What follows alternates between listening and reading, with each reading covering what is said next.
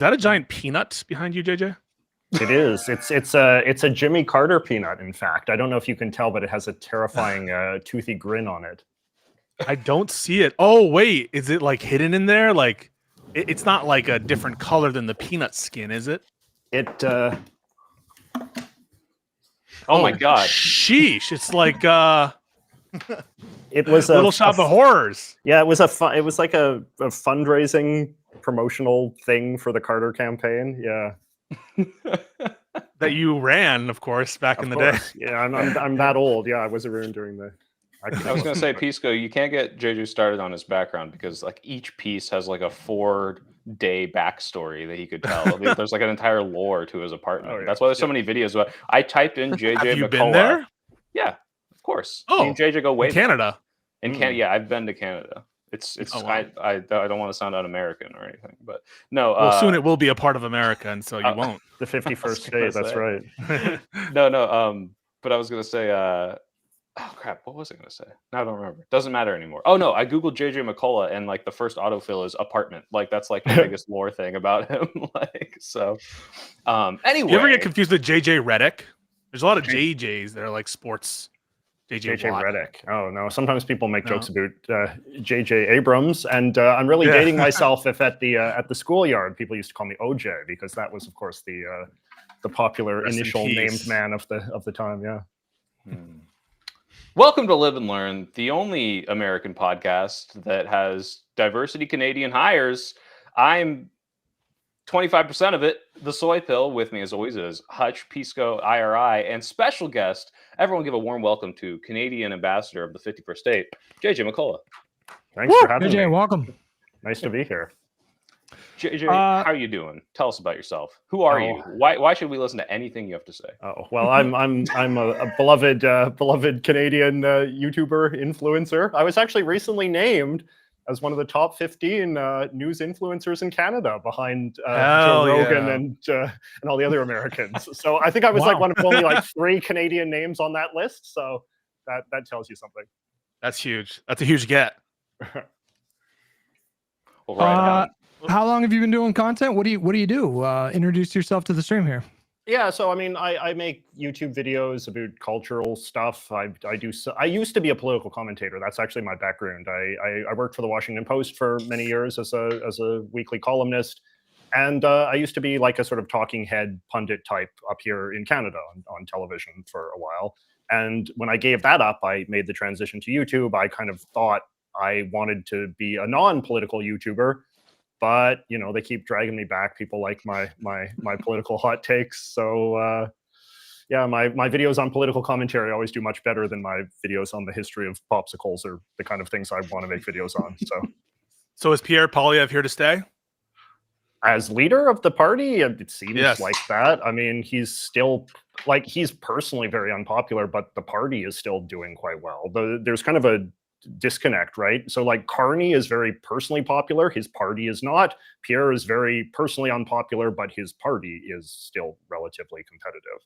So and he's very beloved by the base. He's got a real sort of hold on the base, and as is often the case in these kinds of things, you can't replace somebody with nobody, and the Conservative Party doesn't have a strong bench of would-be. It's interesting you say that, because I feel like in America we're suffering, or we're witnessing, a similar kind of disconnect between the base and like an internal friction with the party heads and where the sort of national party is.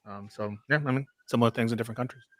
Yeah, I mean, because it seems to me that like the Democratic Party polls much worse than individual sort of figureheads, right? Like if it was just like, are you going to vote Democrat? People say no. Are you going to vote for this particular Democrat? People are much more open-minded, right? Well, recently, as Hutch, I'm sure, is dying to say, the generic polling has been getting better for the Democrats in hypothetical matchups. Like before, it was middling, like 2-3%, but recently, do you have the numbers in front of you, Hutch? They've been much better, even though the popularity of the party among its own base is not that good. I don't know. I feel like we can just confidently say, I don't know if you guys agree, but I feel like we can just confidently say that the general ballot polls have just been pretty spectacularly wrong. Because I don't know how to make sense of the overperformance over the last year. That. It's like, it'll be like generic ballot, like D+3, and then it's an overperformance on average of like 12 points. So there's something going on with the polling. The polling's just generally been kind of fucky ever since Trump got into politics here. So yeah. He seems to elude the pollsters somehow when he's on the ballot. They're like accounting for Trump, but they just like undershoot. And then when he's not, they're like maybe they're recalibrating their models, or they fail to recalibrate their models, and think- they get like the non-Trump factor for those elections, and they just overestimate Republicans. Yeah. They're gonna have to start adding a little margin of error bar, and then also a Trump margin of error bar with his little face on it. On the graph. No, I think you're right though. I think however they're weighting it, with Trump not on the ballot, is just not picking up the accurate vibes here. But there's no question that the Dem approval number, the approval rating for the party is very, very low, like historically low. Yeah. So there is a disconnect there for sure. We need a Carney-like figure to take us by the balls, someone to really bring home centrism and make it appeal to the masses. Although I gather that the Liberal Party in Canada is buoyed by a lot of like pensioners and older people and middle-aged people, and it seems, at least what I'm told by conservative Canadian Reddit, is that all the young people are fans of Pierre Poilievre and are sick of the Liberals. Yeah, there was actually a story one of my friends wrote in one of our papers up here just the other day, that Canada is like very much like an outlier in sort of the Western world in terms of like how popular the Conservative Party is with young people and how popular the center-left party is with old people. Like and that has to do with sort of some particularities about Canadian culture and actually, frankly, about Trump himself, right? Like that Trump and 51st state rhetoric and all that kind of stuff, like that panders to this very particular kind of sense of sort of liberal Canadian nationalism, which is, something that's very common among boomers and was, fostered in memories of Vietnam and the draft dodgers and, even hatred of Ronald Reagan and stuff like that, right? Like this idea that like Canada is like the progressive yin to the right-wing yang of America. That's like a kind of frame that really resonates, I think, with sort of people of my parents' generation, but less so with, with kids who grew up in like the Obama age and that kind of thing. So you said you used to work for WAPO. How did you get into that job? And then what made you want to transition to doing it on your own? Well, I was just kind of recruited. At one point, this is kind of a somewhat dark sort of angle to this, but at one part, so like the Washington Post was recruiting sort of target audiences in other countries, and they wanted to get pundits from different countries to sort of work for the paper and to offer commentary on that country from a sort of local perspective, right? Instead of getting an American correspondent to, offer analysis of the politics of that country, you would get someone from that country to write about it in the pages of the Post. And so I was brought on, and the reason why I say it was dark was because I was one of the people that was hired, but another guy who was hired to do commentary on Saudi Arabia, you might have heard of, Jamal Khashoggi, was hired as part of that same initiative. Wow. So, but, I was writing about Canadian politics for 5 years at the Post, or 5 years or so. And then, they had some editorial changes, and they actually weren't as interested in having that much foreign content in the opinion pages. And so, yeah, I kind of parted ways. But before then, I also, I was doing that while I was also a YouTuber.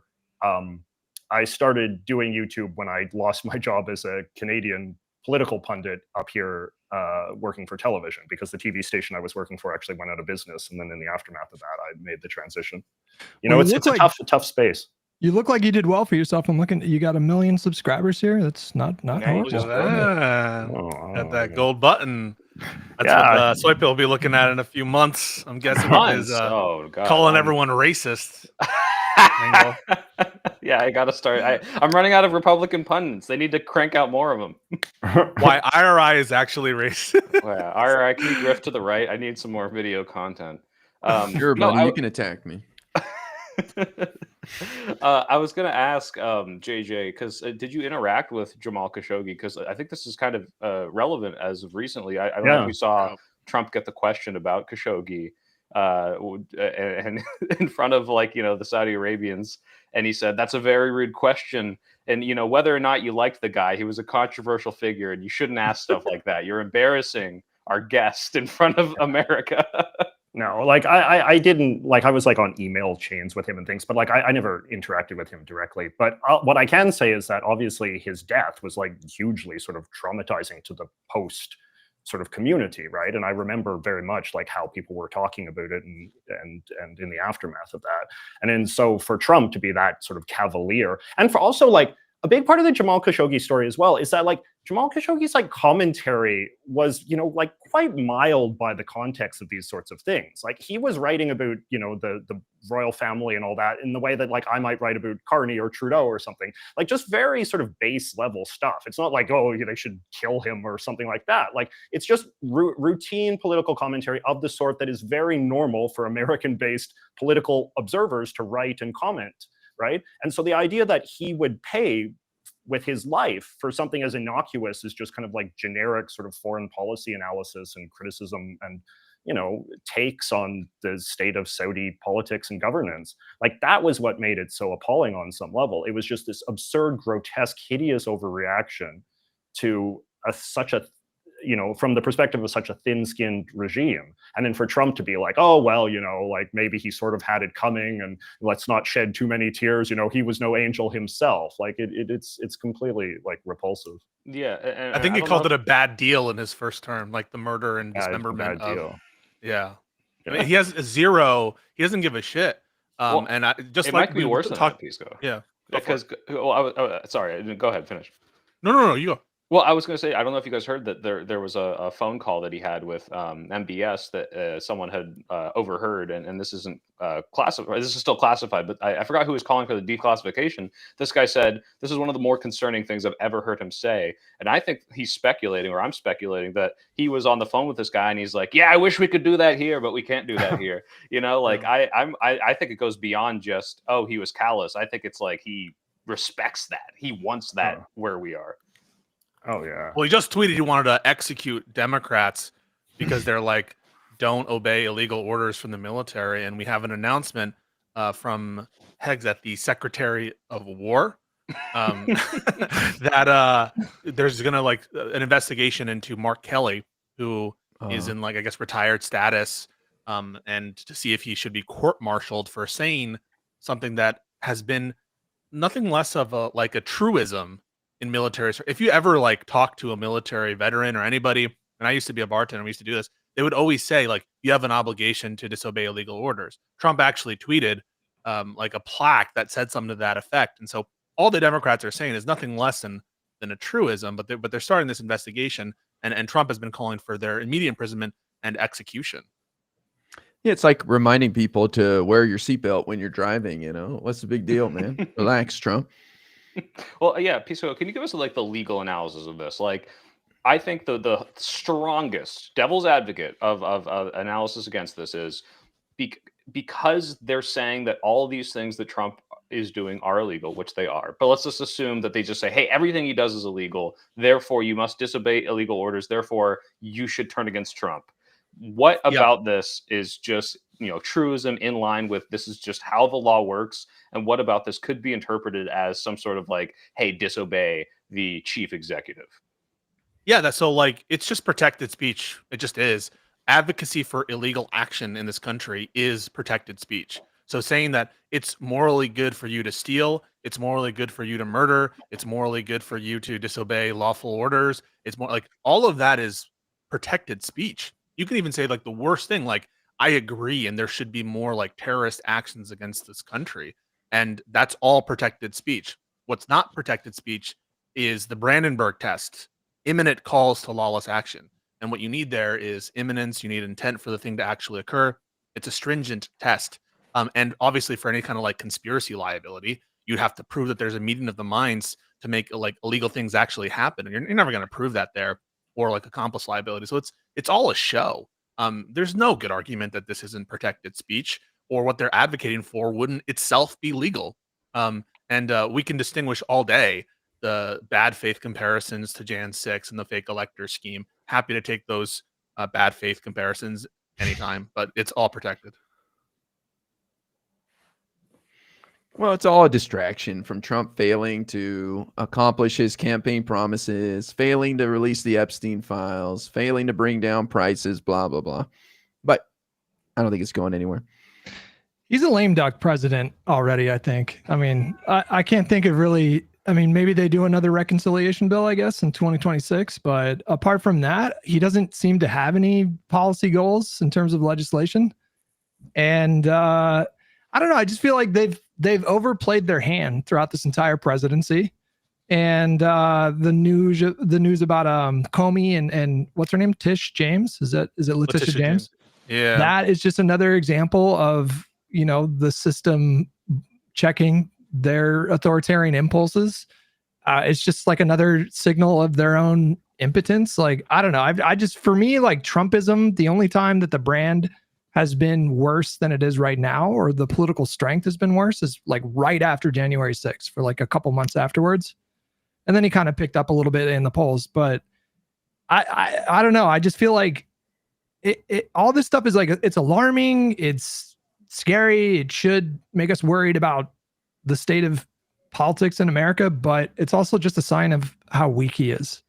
Because whatever this thing is with Mark Kelly, it's probably going to meet the same end as the stuff with Comey and James. Yeah, I was going to Imagine ask so- if how similar that for it. was, Pisco. Like you said, this Comey thing is totally frivolous. Is this stuff investigating any of these people for sedition? Is that going to go the exact same way as Comey?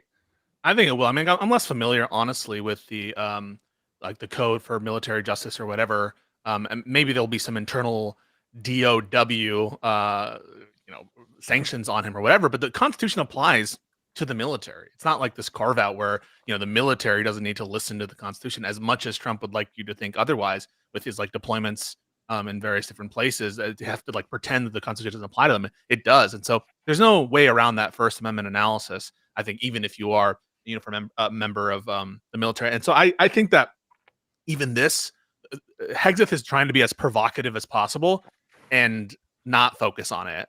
That's how I read it. Even though it's very provocative, even though like it's very troubling or whatever, my sense is the fact that they singled out Mark Kelly, they say, "Oh, we might reactivate him. We might institute a tribunal." That to me signals to me that I think that they don't want us focus on this, and they have to do this kind of play act for Trump to make it seem like this is really, really important. Why Mark Kelly? Is it because he's a possible 2028 candidate? It's a hook that they have to try to institute some toothless restriction without going all the way in terms of criminal sanctions. So maybe they can give him some dishonorable discharge, or they can do some censure or something. But it's, but why my him, opinion, not the other four? because I think there's some distinction in his military service. The others are like either CIA, ex-CIA, or they discharged as opposed to retired or inactive status. There was something like that. And so my guess is this is a convenient hook to limit the exposure to a particular person. But obviously that has the trade-off of A, if you don't do anything, it's going to be just as toothless as Comey. And then B, you start to make a martyr out of Mark Kelly, who does have potential ambitions greater than that. And you potentially bolster him for a serious run in Arizona when he's up for re-election. So this is it's a bad strategy, and it can backfire in very obvious ways. I think if they go through with it, he would immediately shoot up to like number 2 or number 1 for the 2028 primary polls. Yeah, like in the same way what was ahead. it? Trump's numbers after the felony indictments actually went up, right? Like In New York, they shot up. Yeah, I mean it was like DeSantis was a decent amount behind him, but not like crazy. It was like 15 points. But then he got indicted for that first time, and then Trump it was crazy. Yeah. JJ, I want to get your opinion as a non-American. Like every time I travel to any other country, there's this like completely almost like insulated vibe of how people view America. Like, is Hutch's assessment of Trump being at his lowest point since post January 6th? Do you get that same sort of a Canadian analysis of the view of how crazy things are going over here? Is it the second or maybe most worst point in American history for Trump?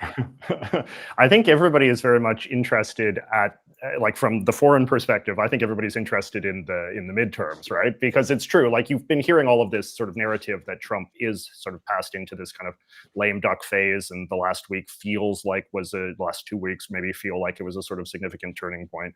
But I think that what a lot of people outside the US are very interested in seeing is that if there actually is a formal rebuke, right? I'm sure we all sort of have this kind of sort of lingering trauma of the idea like, oh, Trump's really stepped in it now, and like to see him bounce back from this one, right? But it's Let's one of see these. him wriggle out of this little jam. Well, it's just, it's like, I'm sure we all remember like when Trump actually lost to Biden, like how long it took before we could all sort of make peace with the closure that this had actually happened, right? Yeah. And so, I mean, but I think, what you guys have been saying is a good point. Like, it is kind of hard to see how he, kind of gets the mojo back. And I think it's kind of telling that he's actually now seeming to do what actually a lot of lame duck presidents tend to do in their second term, which is just get really preoccupied with foreign affairs and kind of just check out of American domestic politics altogether.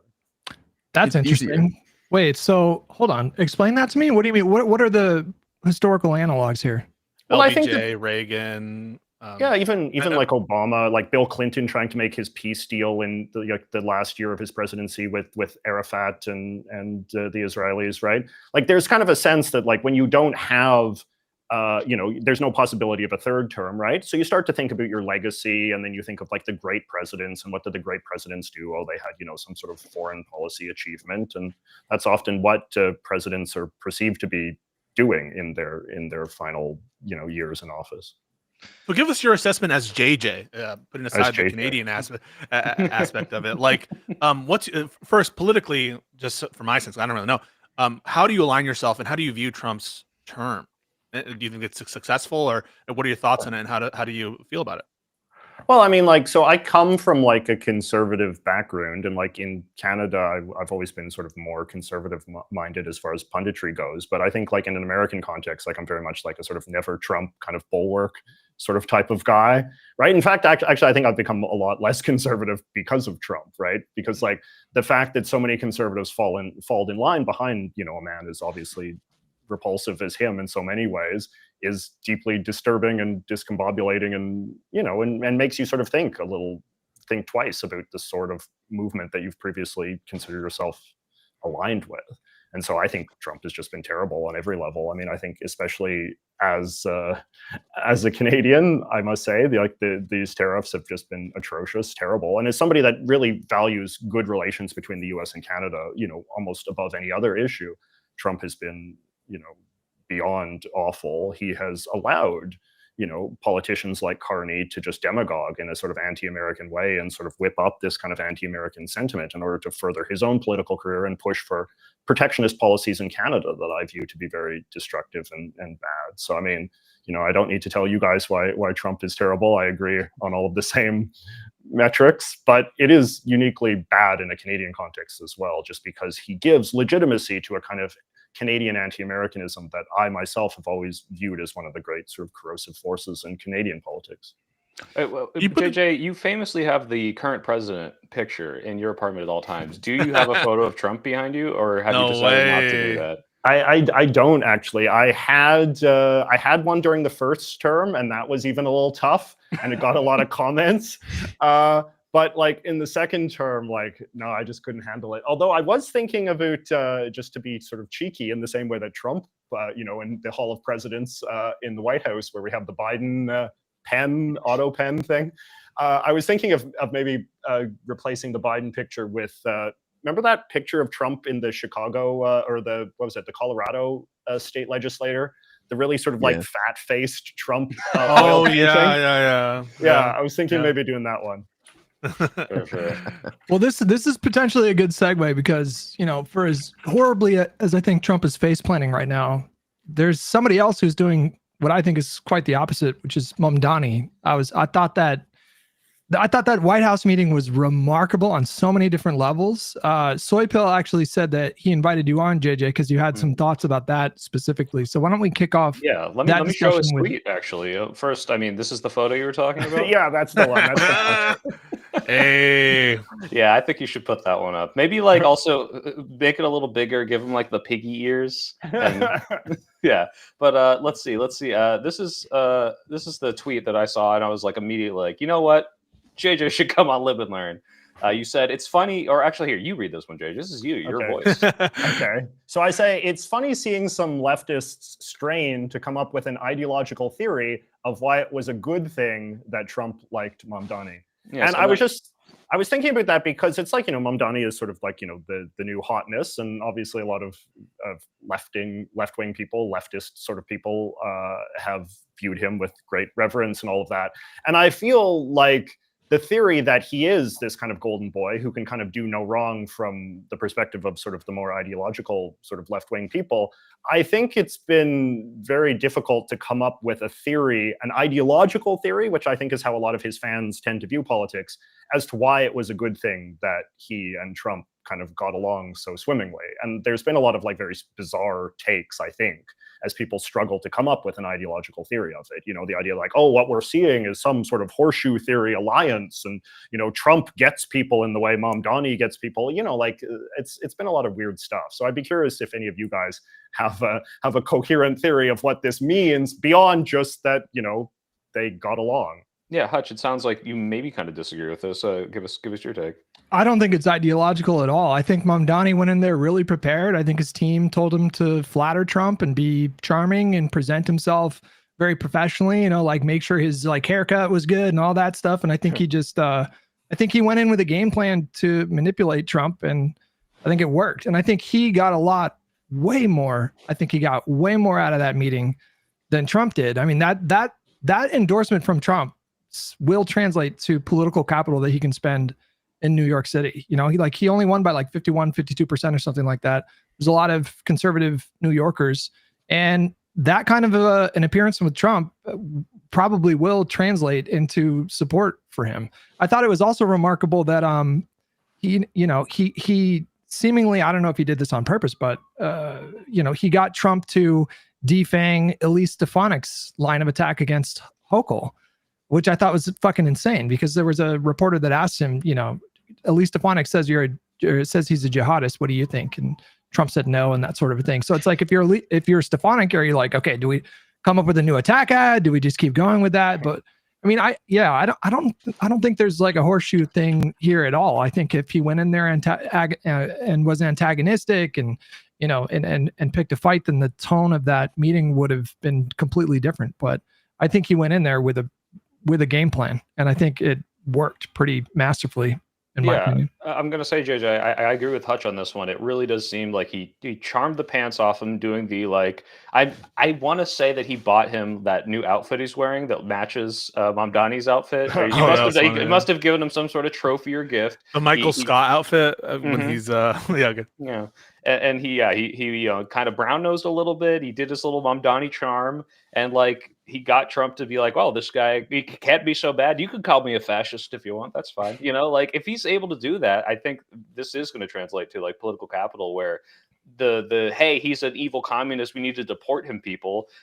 They have nothing now because their president just said, "I like him," you know, and that's all it took. But it is a little weird. Like it does kind of give a sense that we're kind of like defining success around whatever it was that he did, right? Because Mamdani, like if we remember his victory speech, you know, he's thundering at the podium, "Mr. President, I know you're listening, turn the volume up," right? Like he was elected on a platform of being very combative and confrontational with Trump. And so the idea that people are now kind of spinning, oh, you know, this was the master plan all along, he's going to win Trump over with his charisma, and then Trump will be an ally, like that to me just feels, the logic of that feels a little tortured. What's the contradiction? I mean, I see that you're asking for like an ideological explanation for it, but like, what's the contradiction in a Democratic Socialist meeting with the president about issues and not seemingly giving any? I mean, did he give any concession to Trump? Is there any indication that he would do something inconsistent with what his speech is? But I mean, wouldn't you expect there to be at least a little tension, right? Like it just seems like the complete absence of any tension. Like when we contrast, I just don't see what the contradiction is. I mean, there's the contradiction nothing, is that. Well, I mean, the contradiction is that he was elected to be a sort of fighter, right? A source of resistance to the Trump administration. Sure. And I just don't feel like we really saw a glimpse of that in the Oval Office meeting. Just because he was cordial. Well, Pisco, if I may, I think there isn't a contradiction, because the way that he's been campaigning in general, there are some exceptions to this, but I complimented this several times in the podcast, was very not anti someone, but pro whatever he is. Although there was that thing where he like brought the Cuomo accusers into the audience or whatever, but for the most part, he ran a very like just pro-platform campaign, not like a smear thing. And I think the reason this isn't a contradiction is this is him saying, hey, Trump, not turn up the volume because we're coming for you. It's turn up the volume. Look, we're successful. We just won, and we're going to keep doing it. You need to listen to how this works. And this kind of falls in line with this of, hey, I'm going to go meet with you and tell you, hey, this is what my plan for New York is. And like that won Trump over. I think that almost isn't contradictory, if that makes sense. Oh no, it's totally in line with it. I mean, when Mamdani, there's no contradiction. In fact, I think it's bolstering. Mamdani was like nice to Trump supporters and understanding of Trump supporters in a way sometimes that I feel like was, me, I'm pretty fiery against Trump. And coming out of the meeting, Trump is not saying I'm going to send in the National Guard to New York. He's saying the opposite. Maybe if he asked for it. Trump is not saying this guy's a crazy communist. He can't be a good mayor. He's saying he could be a great mayor. And so I just don't understand what the contradiction is. It seemed like Mamdani stood on business, and yeah, maybe he was cordial, but I didn't like presuppose Mamdani's opposition to be like useless, crying and being angry for no reason. That now, if Trump asked for a concession and Mamdani like gave it, or is doing a corrupt bargain, or doing some kind of like horrible shit that we find out about later, then yeah, I'd say there's a contradiction. But I don't really see that there's any necessary if Trump social makes Mamdani ambassador to Turkey or something. Yeah. But swap out Mamdani with any other Democrat. Do you have the same conclusion? 100%. Wait. Yeah, 100%. My problem was, my problem. I don't believe it for a second. Hang on a second. My problem with some of the Democrats who met with Trump in the Oval Office are when they're cringe, like Whitmer is. Like that was a cringe moment. Everyone here agrees that was a cringe moment, right? When she tried to hide her face from the camera. Yeah. So I think that's cringe, and it doesn't have to do with like Governor Whitmer meeting with Trump. This was my position in the first term. Like, do I think it was cringe when Gavin Newsom met Trump after the disasters in California? No. Did you hear me call him out about that? No. What we have a problem with are when Democrats are weak or sycophantic, or like, for example, Fetterman, who like signs on bullshit legislation as sponsors or even votes for it, right? That's when we have issues with that. But just meeting with the president, find me sometime where I've said, or someone else has said, you should never meet with the president, even when you're like a local official. You can't. There's no contradiction. But would you have been disappointed if they had fought? Like if they had a Zelensky-esque confrontation, would that have upset you? Would you have been like, that's not what I wanted from Mamdani? Depends on what, right? So like, if Mamdani like just starts talking shit for no reason and Trump's actually being cordial, I'd be like, that's just like a stupid thing to do in the moment, to just like pick a fight out of nowhere. That said, if like Trump starts like shit talking New York and Mamdani is like not responsive, that would disappoint me. It just has to do with the nature of the interaction. Likewise, like, am I mad at Zelensky when Zelensky goes and says, Trump is a great friend of Ukraine, we're gonna have this meeting? No, I mean, like, I don't think that there's any ideological explanation necessary, because I don't think there's an ideological inconsistency with democratic socialism as espoused by Mamdani and what he did in front of Trump. I mean, like, it would be no different than like Bernie Sanders hashing out a deal with Trump. And on some things, right, like even Democrats are voting for Republican packages. And I just don't see that as anything undermining his ideology or what they're talking about. Maybe there's other things that undermine the ideology, but it wasn't that interaction. I mean, I thought like what stood out to me was just the confidence. That was really something that really landed for me. I mean, you got to think like this guy was relatively obscure just like 5 months ago. He's this like rookie assembly member from New York. And then 5 months later, he's in a White House meeting with Donald Trump where he didn't really back down off of any of his positions. He called what was happening in Gaza a genocide, like he didn't give any kind of like rhetorical concessions or anything. I mean, he was giving very political answers, but he was remarkably composed and poised like the entire time. And for me, like if I'm a New York City constituent and I'm looking at that, I would probably view that as strength. And I think that would make me admire him a lot more if I was one of those constituents. I mean, I just thought the whole thing was like, so just imagine, like, think about like what the political fallout would have been if that meeting was catastrophic. Like if it went really, really bad, that probably would have annihilated Mamdani's entire political future. So he had a lot riding on that meeting. I think Pisco, you're even a little. No, I don't think that his future is contingent on it. I think it could have gone poorly, and Mamdani would have been fine in the context of New York. It just depends on what Trump's behavior was. I think Trump is ultimately in the driver's seat in terms of whether the meeting is cordial or not cordial. Because I think that Zoran is just someone who if you meet him and you're like, I'm sure he'd be like more mean to Cuomo in a meeting because Cuomo's just been such a dick to him, interpersonally. But I'm sure if Cuomo got in a room with Mamdani, like he would start out being cordial. I don't expect him to be so emotionally fucking childish like Trump is and just fly off the handle. And so, yeah, I just don't. I think if it had gone poorly, it would have been more of a reflective of what Trump did. There are things that it's not unfalsifiable. Like there are things that Mamdani could have done that would have disappointed me. One thing is to like excessively praise Trump or to say that, I don't think Trump is a fascist anymore because I met him and looked him in the eye. I think that would have been cucked out and bullshit. But like the I didn't see that. Bill Maher thing where he's like, the Bill he's a Maher real human being, and I don't know why everyone's so mean to him. Because they get charmed by him because Trump is actually charming and funny. And that's like Dems and libs need to like actually understand that he can disarm some resistance libs and people who meet him and some of these like influencers and TV personalities. He can charm them. And so what I'm looking for is, did you get charmed by Trump? Are you being a cuck? Are you being weak? That's what I'm looking for. And I don't think any of this is contradicting that, let alone like the ideological tenets of democratic socialism. I don't know what would contradict that from me. Guy, you look like you had some thoughts. Well, look, I appreciated the moment. I thought Trump was actually a president for a moment, and I appreciate Mamdani bringing that out in him. And he is going to be our president for another 3 years, so I'd like more days like that.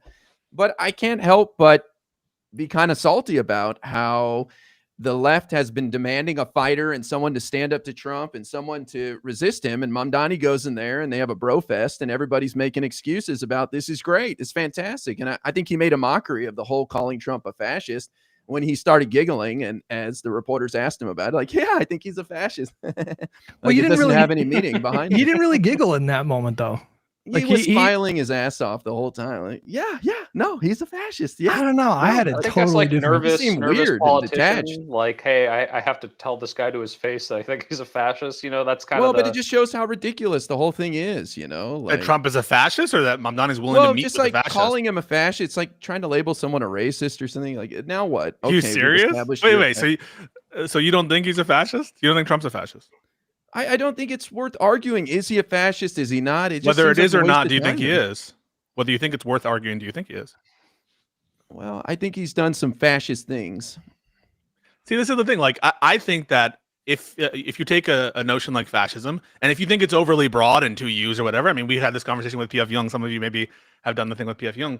I think it's totally honest to call Trump's presidencies authoritarian and fascistic, and some of the key supporters is fascistic based on what I take to be the standard usage of that term. But I don't think that there's anything inconsistent with like meeting with what you take to be a fascist if that's the best situation for your constituencies. And I don't think it puts to bed that notion that at all, unless you're willing to fight on the terms of fascism. Unless you think like you would have to get some notion in your head about why it's improper to call him a fascist to say that it's improper to meet with them on that basis. Well, it does. It feels like it makes fascism a little. It makes fascism a little milder in terms of an insult, right? If a fascist is just if a fascist is just someone that you just kind of do business with as a matter of course, I mean, that doesn't seem like it's that serious of an insult. How is it related? I mean, what again? Like people have this notion in their head, right? That like you would never work with a fascist, you would never trade with a fascist. I'm assuming that there's some negative connotations with like communism or Islamic theocracy. We do business with these regimes. We do business. I know, but it's controversial, right? It's got like we were just talking about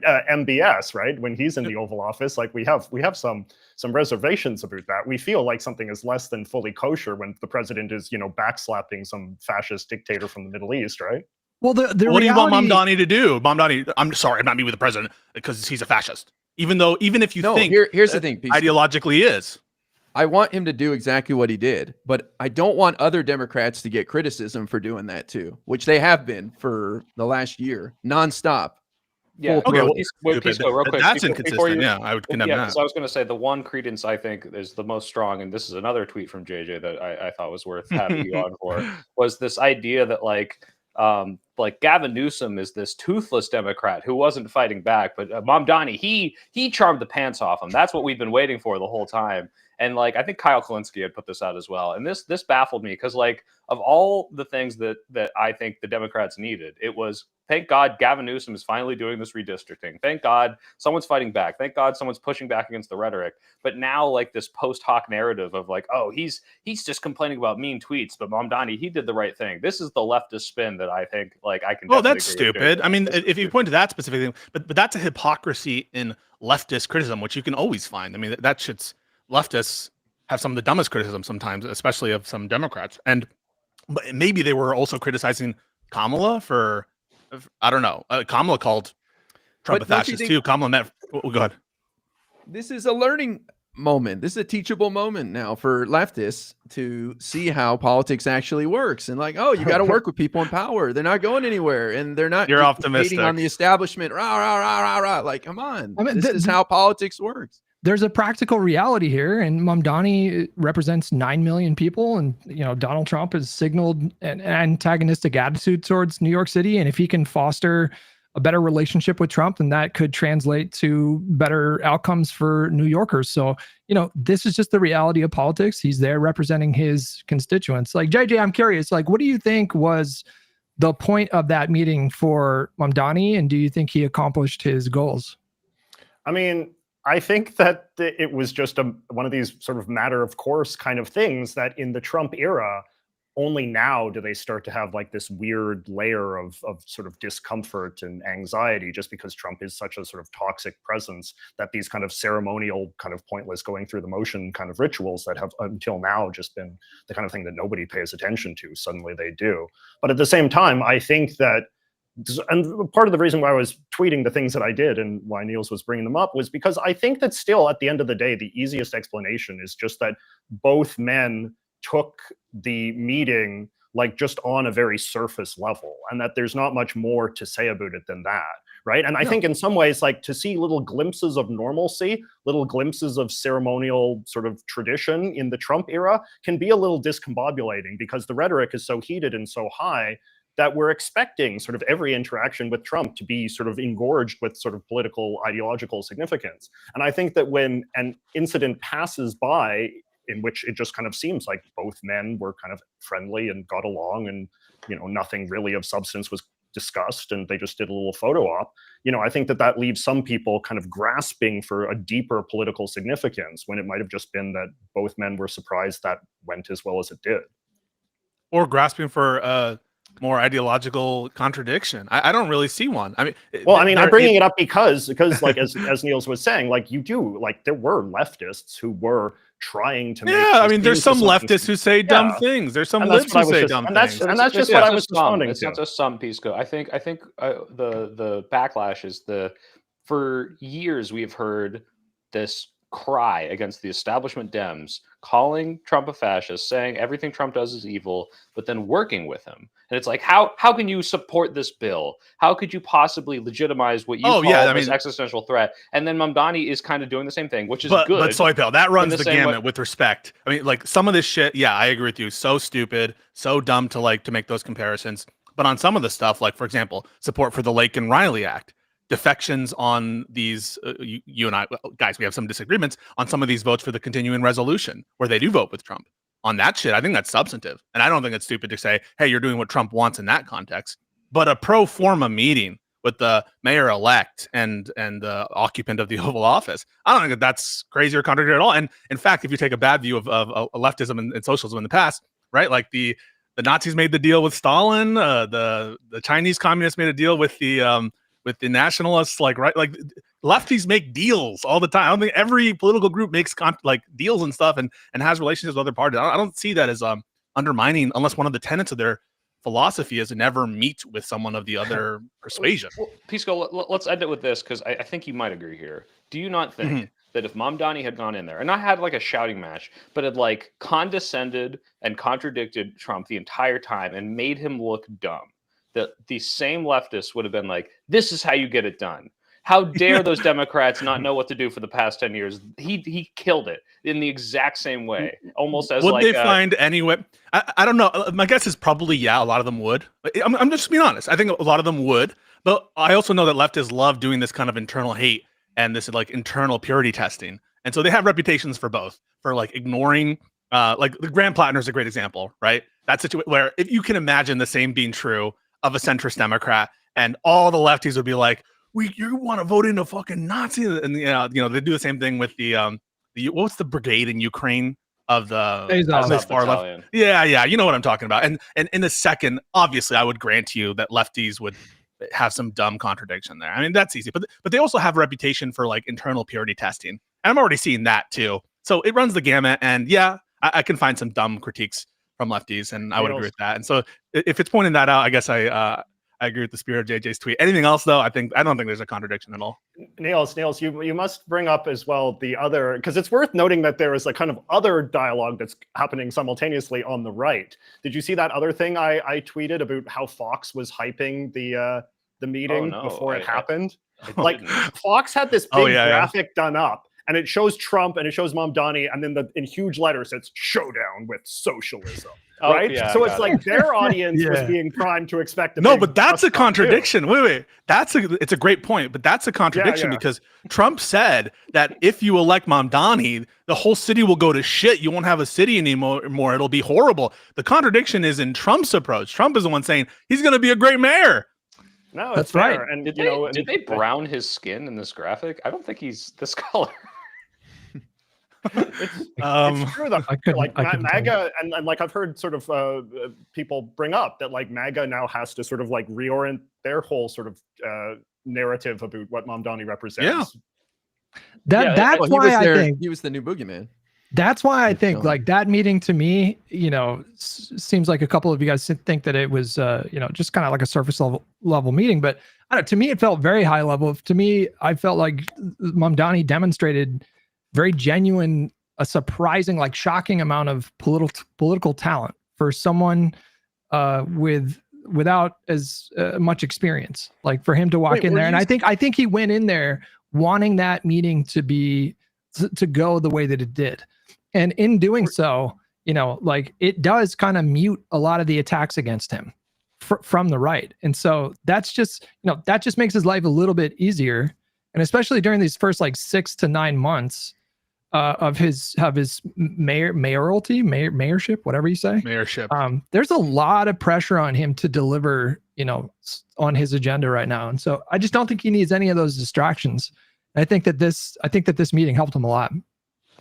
Were you surprised, Hutch, by the outcome of the meeting? Because I was not. I thought there's a very good chance these two get along and they present just kind of a pragmatic face afterwards. We're both New Yorkers. We want to fix the problems. I think Trump surprised me a bit, but Mamdani did not surprise me at all. But were you surprised? No, I was very surprised because, I was thinking of, do you guys remember when the South African president came and they they ambushed him with like a sizzle reel, like a 3-minute sizzle reel that meant to humiliate him. And I was also thinking of the way they tried to humiliate Zelensky. And so I was in my head thinking like they were going to try to do something similar.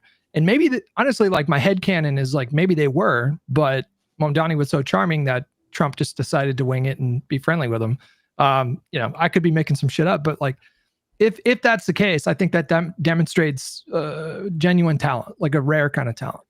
Which Trump meeting pissed me off more was Biden's after Trump's election. I mean, say what you want about Mamdani. I mean, Biden was like positively beaming after Trump won, and Biden was like, it seemed like he was happy. Trump, he was how you doing, Jack?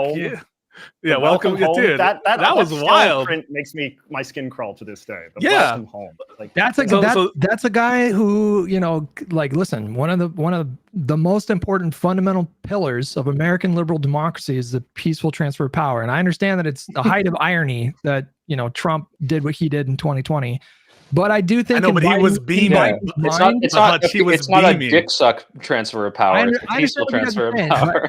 I think Biden was coming from a place of like, I don't think he wanted to beam that way. I feel like that was probably a really difficult he was just day happy that Kamala lost. He wanted to say, I told you so. He wanted to say it. There are internal reports that, I think in his mind, he was doing his part to I respect him for that much. You know what? Transfer of power, we'll grant him that, but he didn't have to be so happy. That's what I'm saying. If you're going to start taking these kinds of like, taking a attack on the tenor or good nature of a meeting, I think you start with some other people. I mean, Obama was very friendly with him too. I don't know if you guys remember, but true. They had their, Trump had the potential. This is what's so tragic about the whole Trump thing is if it weren't for his deficiencies in character, he had the potential to be a really good president because he could have brought Democrats together on some major piece of legislation. He could have had a grand bargain on the border and the Dreamers. He could have done some crazy things because he had a lot of control over that party. And so I have no problem with how, and when he was, with people giving him the benefit of the doubt in the first term, I mean, he could have done some good things if he had just put himself aside, his ego aside. But he didn't. Yeah, I don't know, Pisco. That's like the if my mom had wheels, she'd be a bike. Like, yeah, if he I wasn't know. himself, Yeah. like If he wasn't who he was. I guess. But you know what I mean? There was this narrative, right? That Trump, that was all campaign stuff. And he was actually gracious in defeats, or when he was winning against like Ben Carson and Ted Cruz. He would say nice things after the win. And so you got this sense that like Trump knew it was all an act. And even now there's some hints of that, right? With the Marjorie Taylor Trader Brown thing, right? And afterwards being like, still, I thank her for her service. There's some like wink stuff that I don't think is genuine, but there was a feeling among people that this would be the pivot to did you hear that term thrown around? Like, this is the pivot when he becomes a more normal president and where he starts thinking about Americans. Not in this term, but last term I do remember hearing that a lot. But yeah, no, exactly, when he said the fascist thing, and it's almost like he's like, it's part of the game. You call me fascist. Yeah, that's exactly what he was doing. Yeah. Yeah. Hey, so speaking of Mamdani, there's there was a clip of him a couple days ago where what was it? Christine Walker, is that her name? Asked him if he endorsed Jeffries in that potential primary contest, and he just without a hesitation said yes. Well, that was actually pretty controversial. I don't know if you guys want to unpack that a little bit if we want to move on to a different topic. But he also endorsed him as the next Speaker of the House. Right. Yeah. There's a lot of lefties that are fucking furious at him for doing that. But here's my calculation, and JJ, you tell me what you think. Okay. I think the calculation from people like AOC and Mamdani is they understand that there is no political appetite to unseat Jeffries. The guy that is potentially going to challenge him or whatever doesn't have the juice to beat him. I think they just internally calculated that there's no chance of beating him. So why would you throw your name in that hat and just sacrifice political capital for nothing? I think that's true. I think that also Mamdani, now that he is going to be the mayor of New York City, is not eager to make, one of his first gestures this early to be a force of division in the party. Like, I don't think that is kind of what he wants his political brand to be associated with, particularly, after he just, fought what was a divisive race for Democrats, going up against Cuomo and, not being the establishment darling and all the rest of that, right? Like, does he want that to be sort of the glowing tiara on his head? I don't think so. I think this is a very kind of low stakes, I think, sop he can give to the sort of, the establishment wing at a time when the stakes are pretty low, because for reasons you said, like, it's just not really, this doesn't seem like it's a particularly live discussion, someone other than Jeffries to be leading the party at this point. I hear you, JJ, and I agree, but I just have to point out again, the left has been screaming about Jeffries and Schumer being terrible and feckless and losers, and then all of a sudden Mamdani says that Jeffries good, and they're like, Jeffries is good. Yeah. No, Got our firmware update. We love Jeffries. I don't know. I disagree. I think most of them are pissed. I don't think most of them are like fully on board with Jeffries. No, they're gonna fall in line. They will fall in line. That was so ominous. They'll fall in line. Well, I feel like what you. I guess in some ways it's if for sort of more moderate-minded people, I suppose it is a good thing though. Like, it's good if, in my opinion, I suppose if Mamdani is using his political capital to sell out the far left and sort of show himself to be a good, Democrat team player. I'm not going to complain, but yeah, it is kind of funny that. Is Mamdani going to be a sort of figure that has this kind of power over this faction? Because, the far left has been so desperate for a W, right? Like, I don't think Bernie Sanders and AOC have really been cutting it lately, but now they actually have a man with an actual position of significance in charge in a major jurisdiction in America. And so maybe they'll be a little bit deferential to him, and maybe that will change the narrative on things like the congressional leadership. Yeah, I see this not going similar to the AOC, where you're going to get the crazy lefties. I think we had Prime Kai's on, and he was like, "Yeah, I don't like AOC anymore." And it's like, keep his name out your mouth. No, I like Prime. I do like Prime, but the idea that he's like anti AOC after all the amazing stuff she's done, after all the she's really separated the wheat from the chaff and showed like, hey, I can keep being the leftist that you want me to be and work with the people who have the power. I think Mamdani has the same political instincts, and this is going to cut off the edge of the leftist group that's like, well, if you don't do exactly this and you're not constantly critiquing power to a detriment, then you're not my guy. I think he's going to go the same way.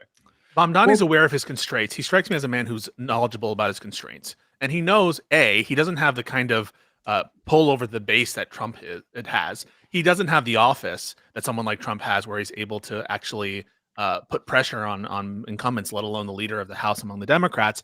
And he is aware that he has the awesome responsibility of his ideological project running on his success or not. And his success is going to be determined, unfortunately, and probably to the chagrin of many leftists, by being able to work within the system. He's not going to be able to change it.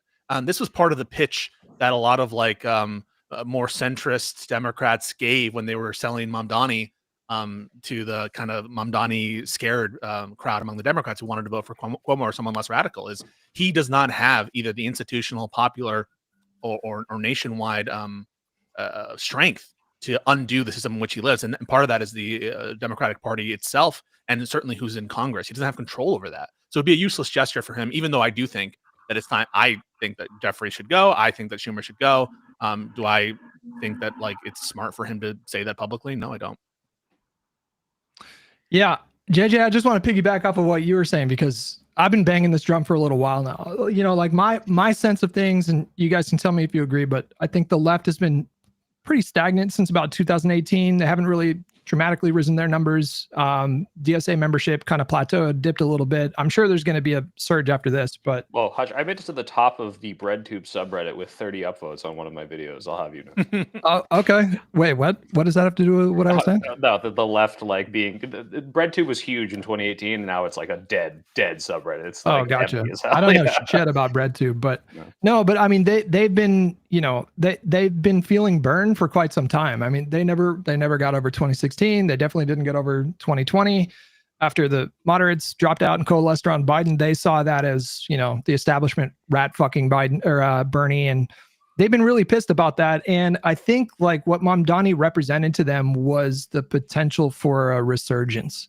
I think they are feeling very emboldened right now. And I feel like they want to clean house. They want to get rid of every Democratic congressman and woman that have ever taken a cent from AIPAC. And, they essentially want a left-wing Tea Party movement. And there's similar kind of, I think, pressure on Plattner to sort of fulfill that kind of wish for them right now as well. But at the same time, you live by the sword, you die by the sword.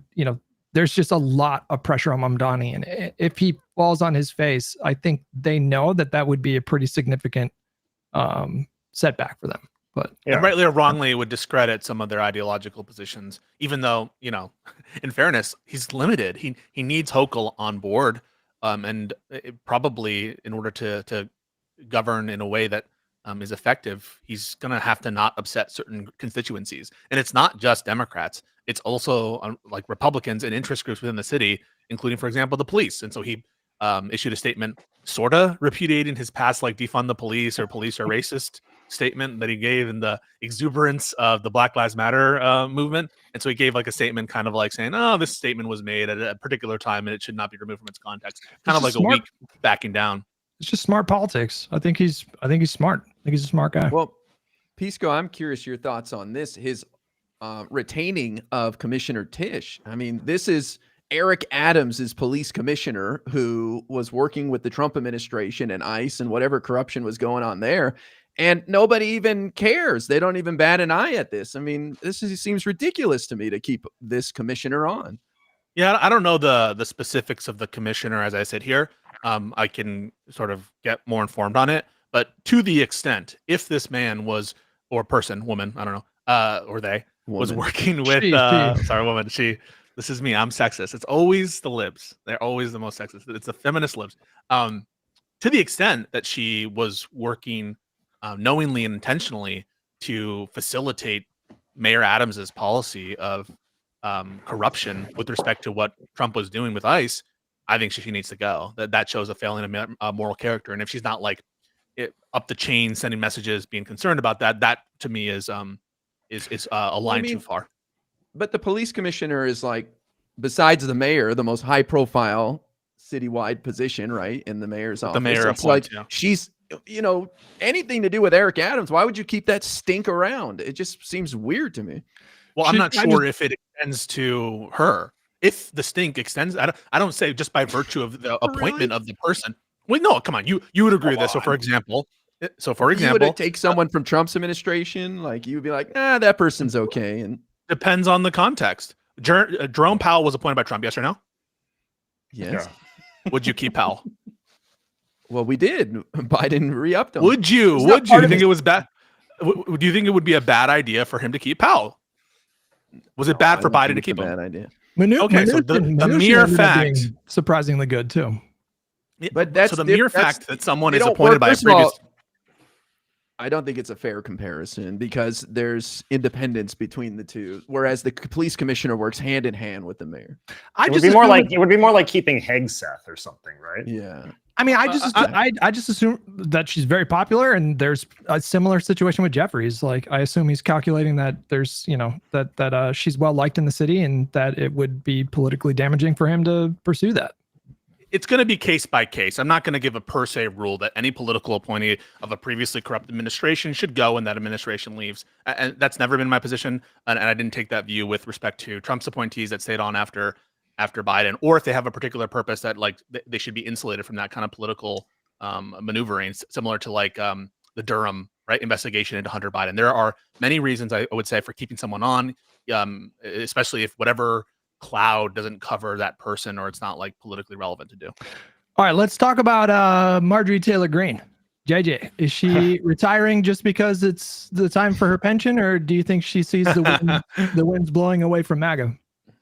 Yeah, I mean, I've heard a lot of takes on this. I do think that attacking her for the pension thing is probably the weakest. I mean, I think we would all do the same thing if we were in that position. Like, if it's just a few more months, just to cross this magical threshold. It is interesting that it's the day before January 6th, though, so she won't get to sort of partake in those festivities.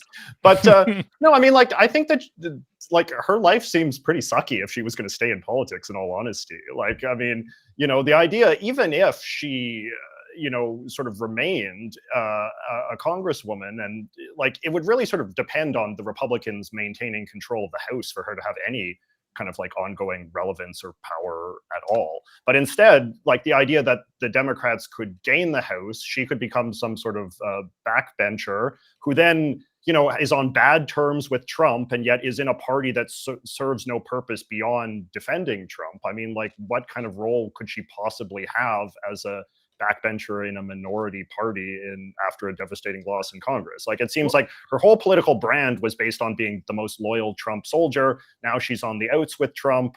So, like, what use is there for her in elected politics anymore? But she did that herself, though. I mean, she was the one that was kind of picking these fights. She's been rebuking Trump more and more, especially in the last. That's because she had the like, her great sin was actually believing the bullshit, right? Like, she was a true believer, and she's sort of now been, because she's, I think, a very simple-minded woman, and she has now been sort of had to confront the reality that there is nothing there, right? Yeah, like, she's the embodiment of the Trump voter who truly believes that everything he says is just. And now that she's in proximity and she's seeing this Epstein stuff kind of fall, below what her expectations of, hey, he's going to reveal the grand scheme and drain the swamp. It's like, wait a minute, maybe I was duped. Like, she truly is not one of those like grifters. She actually bought in to everything, and she sees it's not true anymore. And now she's like, well, I got to question my whole reality, right? I think it's more than that. I think she obviously has higher ambitions. I mean, she would reportedly wanted to go for the seat in Georgia, the Senate seat.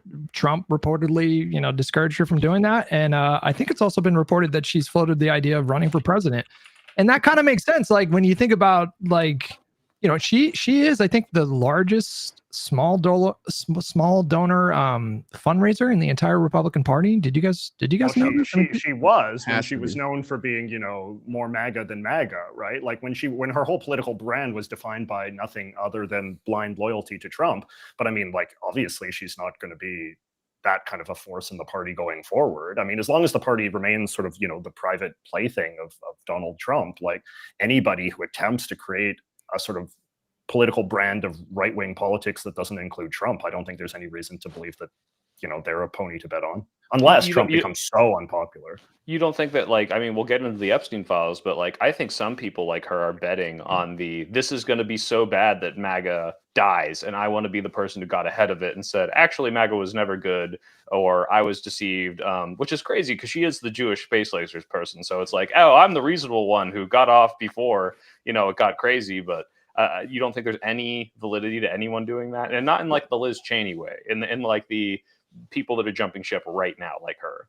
Well, I mean, she's making that calculation, I think, on some level, just because, like, when you watch her resignation video, she goes through this like laundry list of all of her like very right-wing positions. Like she says, oh, you know, I was against the COVID vaccine and I've been fighting against men turning into women, and, you know, I hate all wars and no money for Ukraine, and, like, you know, just going through the whole list of things, right? I'm still crazy, everyone. Don't worry. Yeah, but it's like, but I mean, to your point, like, she is proving that she has like these very strident right-wing ideological bona fides, which I guess is maybe, yeah, like a signal that she can envision a world where that would matter in some universe, like that would be kind of the metric in which somebody would be judged fit to be a Republican presidential candidate, maybe. But I don't know. That's a pretty big gamble. It might just be that she just believes those things and just wanted to remind everybody why she got into politics.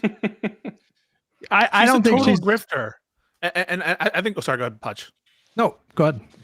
I was going to say, I don't think that she's that principled, and to the extent that she is, I don't think that she's a viable force as a national candidate. And if she does, I think that like she's stupid. It's funny. I wanted to now take my turn to shit on the left a little bit. I saw Cenk Uygur like respond to Marjorie Taylor Greene and say something like, hey, let's have a debate about whether you should stay. Like, I can't believe I'm saying this, but it's really important that you stay. Like, no, this person sucks. This person was lecturing all of us about divisive rhetoric and the importance of like how horrible it is that we're so divided these days, and that the temperature has been ratcheted up, when she is a primary contributor, or her movement, or her type of politics in the causality of that and the further division from reality that the Republican Party is at, and the sort of conflict that the country's in at the moment. So I just don't take her seriously in any respect. It seems like she has other ambitions. Maybe she wants to be on The View. Maybe she wants to do some kind of media thing. But I don't think she likes the job. It doesn't seem like she enjoys being a congressperson. She's another person like Fetterman, who doesn't seem to like want to do this thing that they went for. And I think it's shameful that she went and ran for another term, and she's not finishing it out.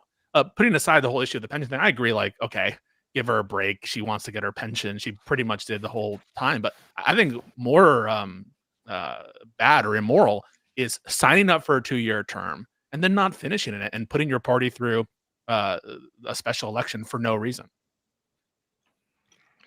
I mean, I guess you could say, though, that she was elected on the pretense that she was going to be a loyal foot soldier for Trump. And now, having ruined that relationship with him, she can no longer fulfill her mandate. I was going to say concerning. Yeah. There's validity, I would say, to the, you know, she's not fully on board with Trump having the sauce anymore. I don't know if you guys can see this, but he called, you know, we talked about this. He called her Marjorie Trader Brown. And you say, what does that mean? And he had to explain this. He had to say, oh, well, you know, grass, when it dies, it turns from green to brown.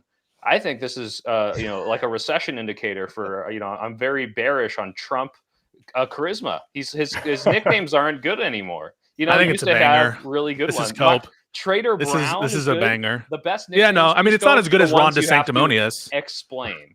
Like, no, it's just so it's like panicking.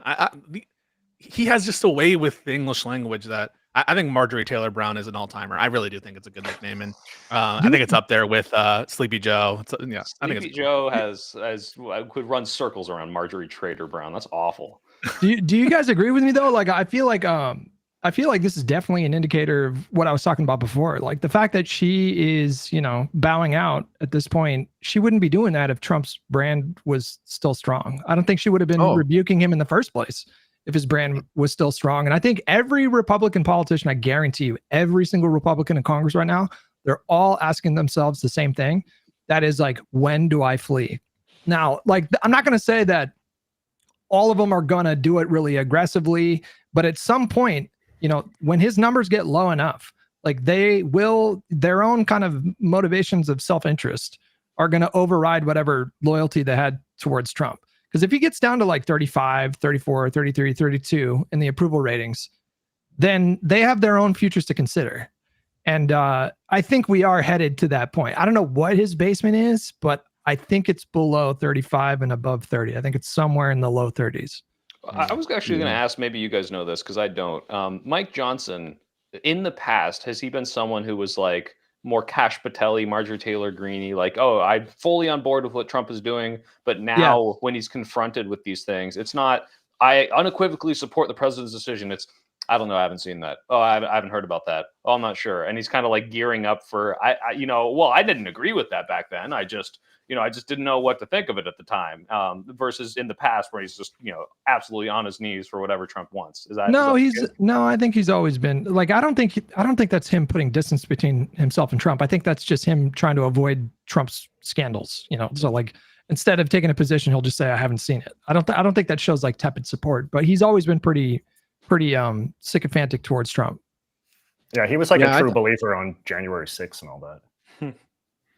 I thought the Marjorie Taylor Greene story was bigger than the Mamdani one. I think it's a political earthquake, man. Like, she is the MAGA movement. That's her whole purpose. And I was sure that she would make up with Trump in a couple of weeks and get back in his good graces because she was still praising him and the administration.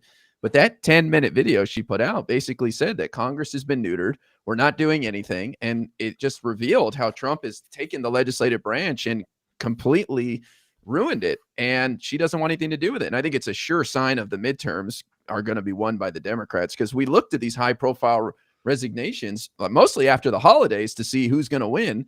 And this is about as big as it gets. So I wouldn't be surprised if there's a parade of these guys marching out because one, they're going to lose and they don't want to be in the minority. You can't get anything done in the minority. And two, their power is gone. So I think it shows just how damaging Trump has been on the Republican Party and on Congress as well. They're fucked. It's an idea. Guy, I have to ask. I mean, I agree. In any other circumstance, this would be there's no coming back from this. But watching Elon call Trump a pedophile publicly and then still be able to shake hands and make up and try to get back in the good graces, like, is there nothing that like you can't come back from with this guy? Like, I don't know. I think she could. She could still come back. I think she could. No, but I think I'm surprised she didn't quickly. No, but I think her doing this is like, I think she can see where the winds are blowing. Like, I think they can all see what's happening right now. I think like the next year is going to be really crazy for Republican Party politics because they are cruising towards just a complete bloodbath in the midterms. Like, it's not going to be pretty. If it stays the same now, I mean, I don't know. They're like, maybe in an alternative universe, Trump could turn things around. But do you guys really see that happening? Like, I just feel like he's getting more and more diminished, and he's getting more and more. He's out of time. I think he's out of time because everyone's thinking about the 2026 midterms. I mean, it's over. His chance for big ticket legislation, the margin has never been more narrow in the House, and everyone's worried about what's coming down for the election. I think there's a true identity crisis happening in the Republican Party. It's one of the reasons I'm so nervous about Fuentes and the Groypers. I'm actually curious JJ's take as someone who comes from a more conservative bent on his feeling about this identity crisis. But from my perspective, it looks like every remnant of the old Republican Party in terms of its connection to the base has been hollowed out. Ideologically, there's no resemblance to what we were seeing in the neocon era. And they've either explicitly rejected the conceptual and political framing of that era with all deference to Trump.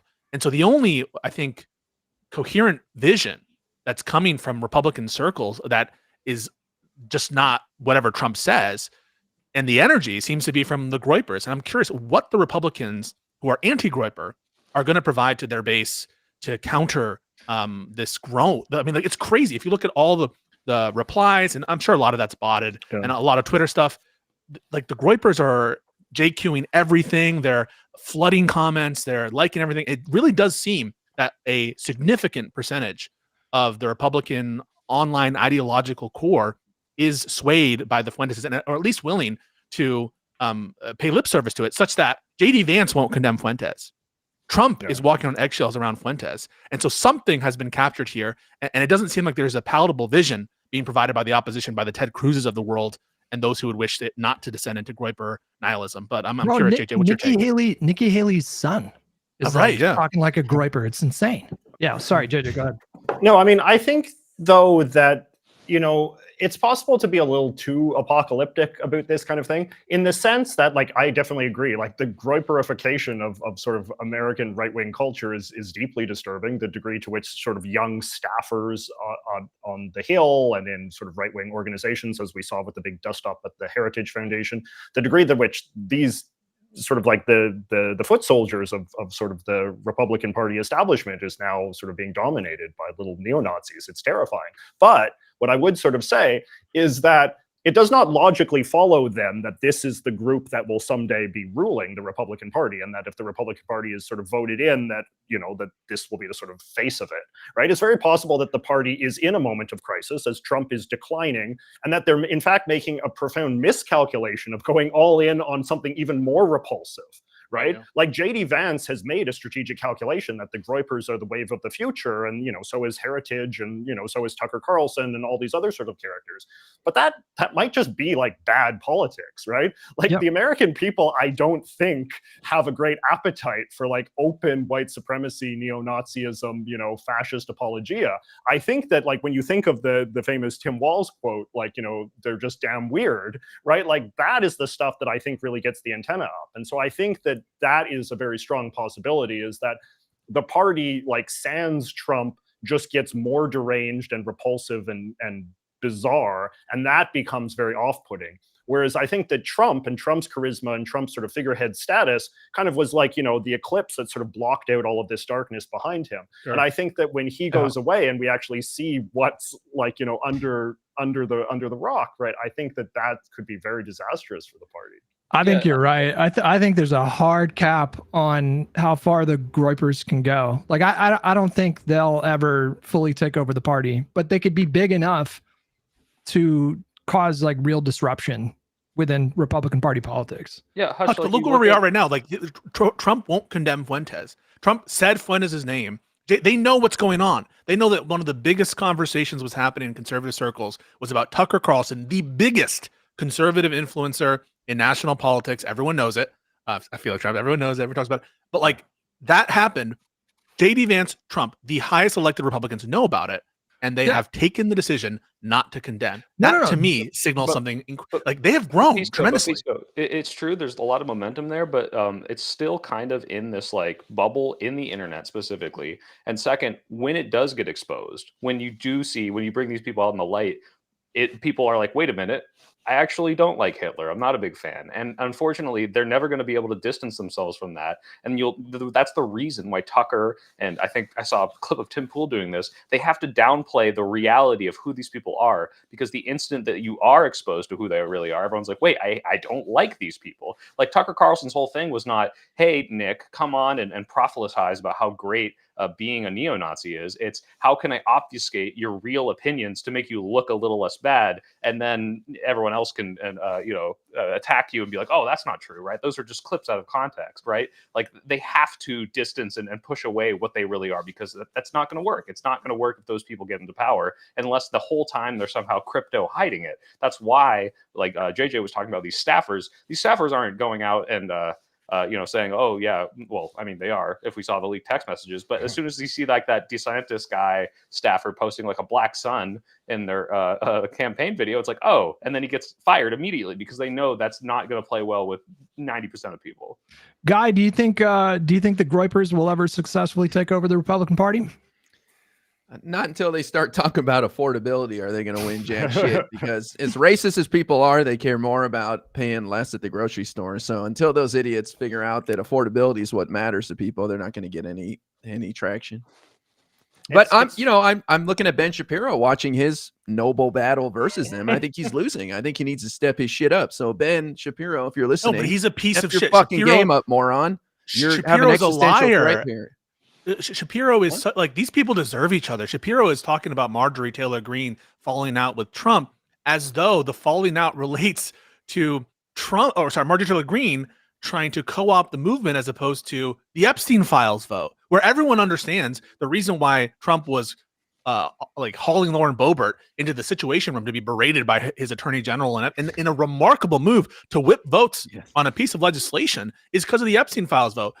Shapiro is a decrepit liar who's doing everything that Sure. he's accusing Marjorie Taylor Yes. Greene of, namely trying to co-opt the Pisco. movement. And yeah, go for it. I don't disagree with you. I think Ben Shapiro sucks and he's a loser, but he's the loser who can destroy Nick Fuentes, not you and I. So he needs to step his game up and look at it as an existential threat and stop dicking around and start attacking him and destroy him. So I don't Ben think Shapiro Shapiro, can pull in your that head way. out of your ass. Ben is not charismatic or funny enough or at all to defeat He's a huge. Groyper. No, yeah, he doesn't get the He same can numbers destroy that Nick did. Fuentes. Nobody else can destroy Nick Fuentes but Ben Shapiro, and he needs to step it up. I think that we Jews can pick a stronger Jew to destroy Nick Fuentes. I think Ben Shapiro is the weakest of us of all, and he fostered this movement for years. He was the Islamophobic, promoting alt-right crap.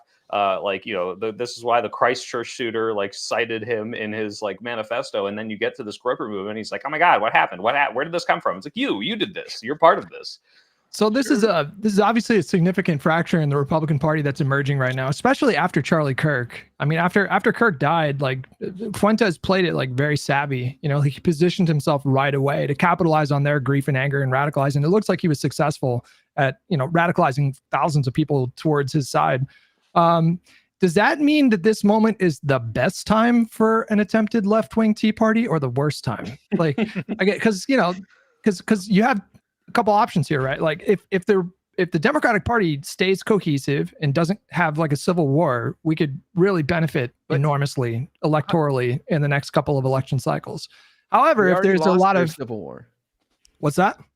They already lost their civil war because Mamdani said no, they're with Jeffries. They're gearing up again. I'm telling you, they really want this to be a left-wing Tea Party movement right now. But is it the best time or is it the worst time? While they're fractured, do we do our own little war? What's the strategy here? We need to replace leadership, and it's not ideological. It's age and whether or not they're competent. I don't trust Schumer. Schumer's approval ratings are low. But I think the Democrats should be a diverse party. I don't think that they should all be unified under a great democratic socialist leader. I don't call myself a democratic socialist. I'm a capitalist. But at the end of the day, I don't think the leadership is doing a good job. And I think that they're blowing it to some extent. I think that Democrats will win despite these problems, but we need to get younger and we need to get meaner. I'm not talking about leadership. I mean, they're not looking to the people that I'm talking about are not looking to replace, just the older members of Congress. They specifically want to replace anyone, again, who has taken any dime from AIPAC. That's what this is about. That's what I'm seeing across all the various channels that I pay attention to. JJ, you look like you were about to jump in there. Yeah, are you funded by AIPAC, JJ? No, but I am a foreigner, so you should be suspicious anyway. But no, I mean, it seems to me that the Democrats have been in a kind of difficult position sort of historically, in the sense that the cry of fascism, I think the Republicans would say, oh, it's been overused. You call everybody a fascist. You call everybody a Nazi. We're not going to listen to that anymore. And I do think that, our little conversation with Mamdani illustrated, that is a term that has maybe lost a bit of salience in some respects. But then when you do get more and more proof that the fascism accusation is becoming very, very real in the most literal sense, when you literally have out and out neo-Nazis, people saying I like Hitler in sort of young Republican, text groups, even elected representatives in state legislatures and things, then you do start to wonder, will that have a renewed motivating effect on sort of people on the left side of the culture more energized to get involved in politics? And will that sort of will the stakes of the political moment seem much more sort of salient than they have previously? People have gotten used to Trump. Oh, he's got one foot in the grave, whatever, who cares? But then if you got this sense that waiting in the wings are actual horrible, neo-Nazi white supremacist, types, Groypers and whatnot, is that going to have a kind of mobilizing influence on the left in a way that, MAGA didn't? And I think that will be sort of interesting to see, because I do think there have been, during the Trump era, there have been people on the left, particularly on the far left, who have been willing to kind of sort of frame Trump as well, he's not really a fascist, and this is just typical lib hysterics from the wine mom set, right? But then when you have people whose sort of fascism is just so blunt and so undeniable, is that the moment in which you actually do start to see more significant? No. Yeah. No, I don't. Yeah. Sorry. Go ahead. Well, I was going to say, I kind of agree with JJ in the sense of I think Trump's being fascist is legitimizing the resist wine mom libs of agree. Looks like you've been right this whole time. this is not going to invigorate the left to take over the party. It's it turns out the people that were saying this was going to happen the whole time are legit. They do have their mind in the right place, and they've been doing the right thing. Therefore, we should support them more. I think that movement's going to grow. I think the resist movement is the bigger and stronger voice. And time after time, Democratic voters have shown that they're willing to be pragmatic and to vote for who they think is most likely to win in primaries. I don't think that they've shown this kind of like purity testing. Well, that election hasn't happened yet, Hutch, and we don't know what they're going to say there, and we don't know actually. And to be clear, Hutch, we don't know who is the most likely to win in that context. I mean, we don't have evidence. I've seen like polls that have said that Plattner is ahead on the ballot against. He is. But I'm saying he's going to crash. That guy, if they elevate him and make him the candidate, he is going to crash and burn against Susan Collins. That's possible. I don't support Plattner, but I'm just saying in the main run of cases and over the long term, Democratic voters have not shown this kind of like ideological purity testing. Consistently, what they want are strong candidates who they think are likely to win and to defeat Republicans in this moment. And you saw massive wins for centrist Democrats in Virginia, New Jersey, across the country. You'll see the same in 2026, in my opinion. And so I don't think that this moment, though I think we do need to replace old, decrepit leaders who are out of touch and who don't know how to fucking play the game. I don't think it should be ideological. I think it should be based on, vigorousness and youth and also their ability to run the country and get wins. Why do you have that smoke for Chuck Schumer but not Jeffries? Is it just age? No, he does. I do have. Wait, I have smoke for Jeffries as well, but Schumer, in particular, I think on some of these votes, for example, letting his caucus, I think on the Lake and Riley Act vote without any pushback, the two CRs, I think those votes have been bad votes, and I still think I think what you're wanting from a leader is just not a reality. Quite frankly, like I don't think you're ever going to have a Senate leader that's going to fully prevent Democrats from taking votes like that. When has that ever happened in history? When has there ever been a Senate leader that like perfectly whipped his caucus in line 100% of the time? Like these senators in those states, they are, these are way more moderate electorates. He did not try on the recent CR vote. He didn't try. You had the Democratic whip. Wait, how do you know though? How do you know? That would have been behind the scenes, Like they wouldn't have had that fight in public. They're all blabbing about what happened behind the scenes. And they said the defectors all said Schumer did not try to weigh in on which way to go. So yes, we have, unless you're saying you don't believe that, Hutch. Well, I mean, I don't know. I feel like that's a whole different thing. But like, okay, that's what I'm relying on. He didn't try to whip him, and his public statement wasn't forceful at all. What if he felt like, the framework that he didn't let them, or he let them do this or let them do that. It's like the parties are not monoliths. Like you can't have this perfect track record where you just, get 100% of the whip every single time. Did you hear when I said, what if his calculation? Wait, I know. Let me address that. I just want to make sure it's heard. Well, I'm not sure I heard it. Let me address that. What if his calculation was that there was no point in picking that fight because he wasn't going to be able to dissuade them? So he just didn't. I just want to make sure my question is heard. Did you hear me when I said, I asked, did he even try to whip them? What did I just say? I just want to make sure you heard that. I heard, and I'm saying, what if his internal calculation was he wasn't going to win that fight, so he just didn't pick that fight? I mean, that is possible. But I'm just saying that's logically possible. There's no inherent contradiction in it. But what your invitation to absurdity is, you will never criticize Schumer for anything because you can come up with some plausible justification he might have had. Is that your position, Hutch? Because I haven't heard one criticism of Schumer. Bro, I've been telling you, how long have I been saying for weeks now that Schumer needs to resign? Like if he resigned, your reasoning is he needs to resign. He needs to resign because all these crazies like Pisco. That's your rationale. Is basically he lost the confidence of the crazies who aren't giving him his due benefit of the doubt. No, but I just think that there's an importance for the Democratic Party to actually have a leader who is willing to take more stands within his own party and impose some, like Pelosi did. Like we're all like glazing Pelosi after she leaves office. And what are we all like? One of the main things that we're all pointing to, she kept her caucus in line. When the time came for a vote, she was there. Why can't we apply that principle to Schumer? Why is that so like, why do we have to give special rules for Schumer? That's what I don't understand is the Schumer exceptionalism, where if we can come up with a plausible rationale he might have had. We'll give him the benefit of the doubt, and no criticism is due because I can't definitively prove what's in his head. All right, before anyone responds, I'm going to give 60 seconds on the fight with Pisco timer because we have a guest here that we need to fight with. Sure. I just want to say he's only been the leader since 2017, Pisco. Okay, let him cook, man. Schumer needs a little more time to get He's to like become the leader that he can 85. be, bro. Just wait till Janet Mills gets in there, dude. Yeah, wait, how old is she now? She's Democrats have a Coming big up on age 80. problem. I think the Democrats have a I'm big a age Janet problem. Mills stan, man. Watch, she's gonna prove you wrong. I hope so. Hey, I hope I'm wrong, and I hope, and I happen to think that the identity crisis, for all it's worth, is way worse on the Republican side because I don't actually see another like sort of coherent message besides the Groypers. And so I'd much rather be the Democrats. And I agree also with what you guys are saying is that if they step into the Groyperism, I do think that will be more negative consequentially in terms of their election than Trumpism. Trump is able to disguise a lot of his, like JJ said, with his magnanimous personality, his humor, and I don't think that will be true of the Groypers. But I don't put it past the American people if they're really pissed off about prices to vote for like a Groyper adjacent person. I just don't have that confidence anymore. Okay. Well, I mean, we have. Sorry. Go ahead. I was go going to ahead. introduce last topic, but last thought for you, JJ. Oh no, I was just going to say that like we do have it's worth remembering. I know it's very easy to get very dark and nihilistic in sort of the Trump era, but like there is a lot of evidence to suggest that when Trump does go too close to this particular son in the past, he has gotten burned, right? Like Charlottesville was terrible for Trump, right? Like that was his most open flirtation with white supremacism as such, and that was terrible. That's still, I think, one of his lowest polling points ever.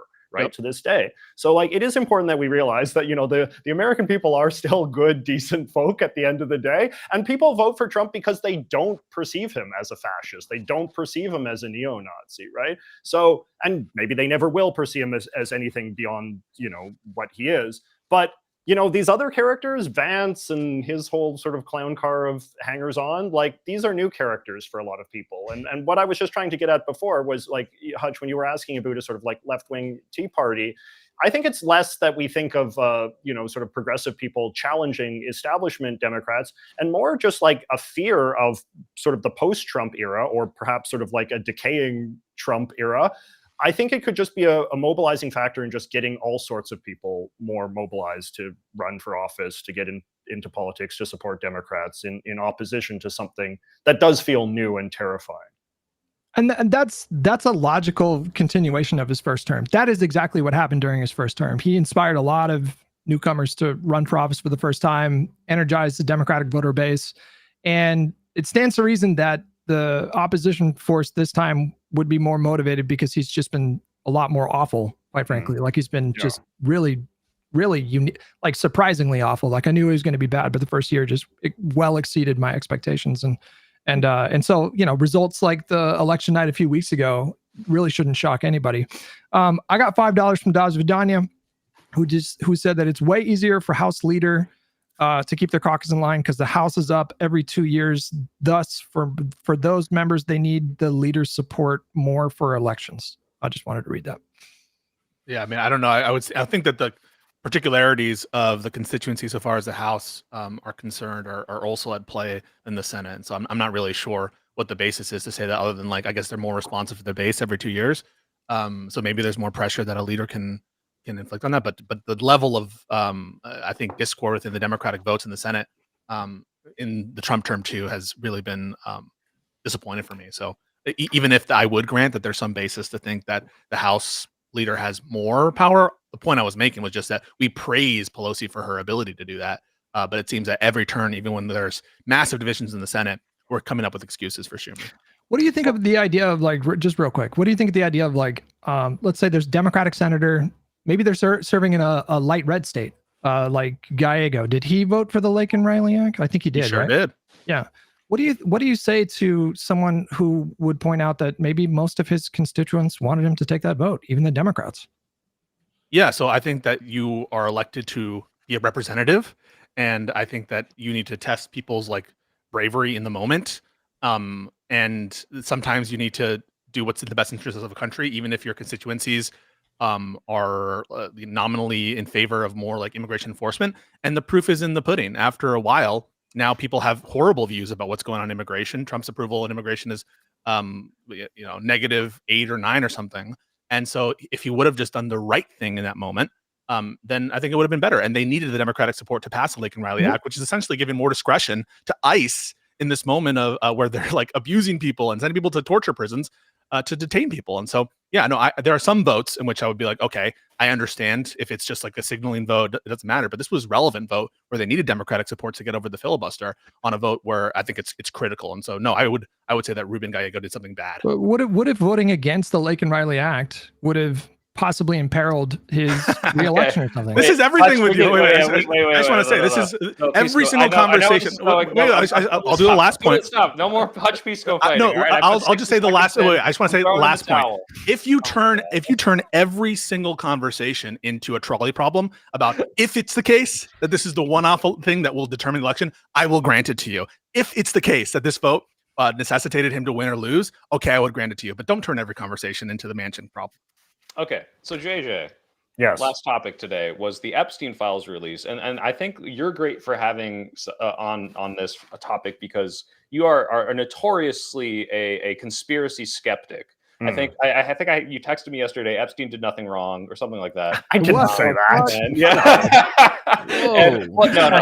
But in reality, you are someone who's like, yeah, we know almost everything there is already to know about the Epstein case. The Epstein files will not be some groundbreaking, earth-shattering revelation. What are your thoughts on this whole vote? That like Trump finally, kind of flipped and stopped trying to prevent it. Now he's, saying they should release them. Are they going to redact his name out of it? Give us your spiel. My sense is that this is going to be a sort of conspiracy theory that is going to be with us for the rest of our lives. Like, this is just never, ever, ever going to be resolved to anybody's satisfaction. And I think in some ways the legislation, enables that. Because, the legislation does, as I'm sure we all know, has a lot of loopholes, has a lot of exceptions. And even though, I think that those loopholes and exceptions can be a little overstated, because the legislation also says that if the government is going to evoke, any national security pretenses or whatever else, they have to explicitly acknowledge that. And then there's sort of other checks and balances where they have to update Congress on the regs to, keep them informed about blah, blah, blah, blah, blah. But anyway, what this means, though, is that this is just going to drag out forever, because there will forever be a sense that the government hasn't completely disclosed everything, that there's always somewhere in the deepest regions of the deep state, somewhere there's like a vault, and that's where the real Epstein files are, right? And so it's just going to keep going on. It's like Aliens or, whatever else.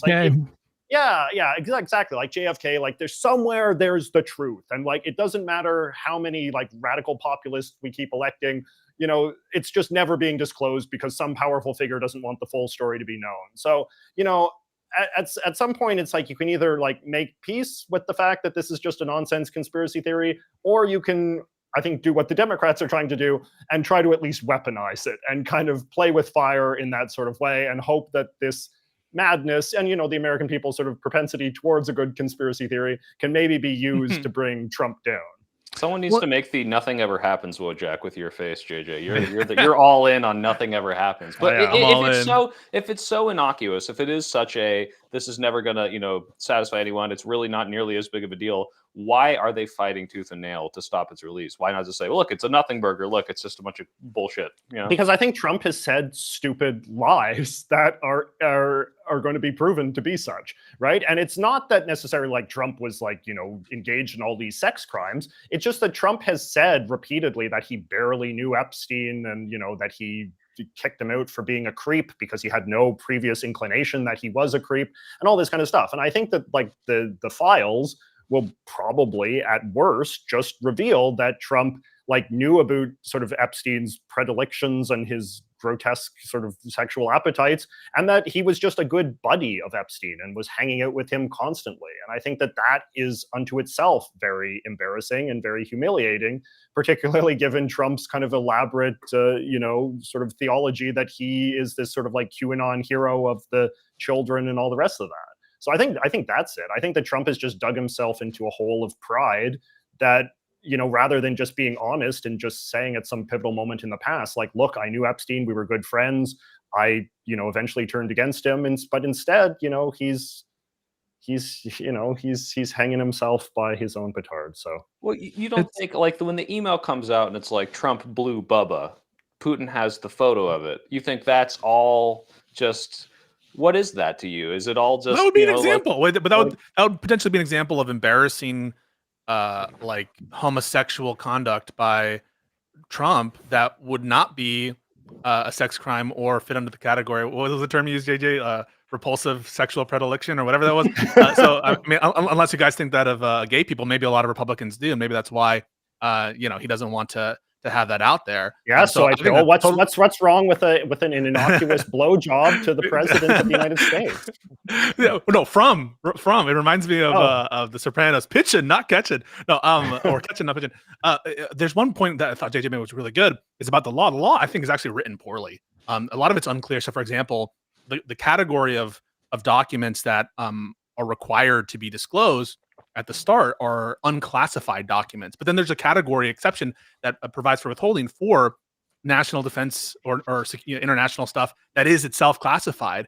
But that would presuppose an existing obligation, which only extends as far as unclassified. And so it's unclear that category. And even JJ made reference to, giving a report on the Federal Register of different categories of things that you withheld, but it's not clear how detailed that has to be. And it only applies to some subsets, like the national security ones, but not the ones related to ongoing investigation. So the law to me is like a mess and plenty of loopholes that he could validly take hold of under the law. And then additionally, there's a question about whether the law itself is even constitutional under the Supreme Court's framework of the unitary executive theory.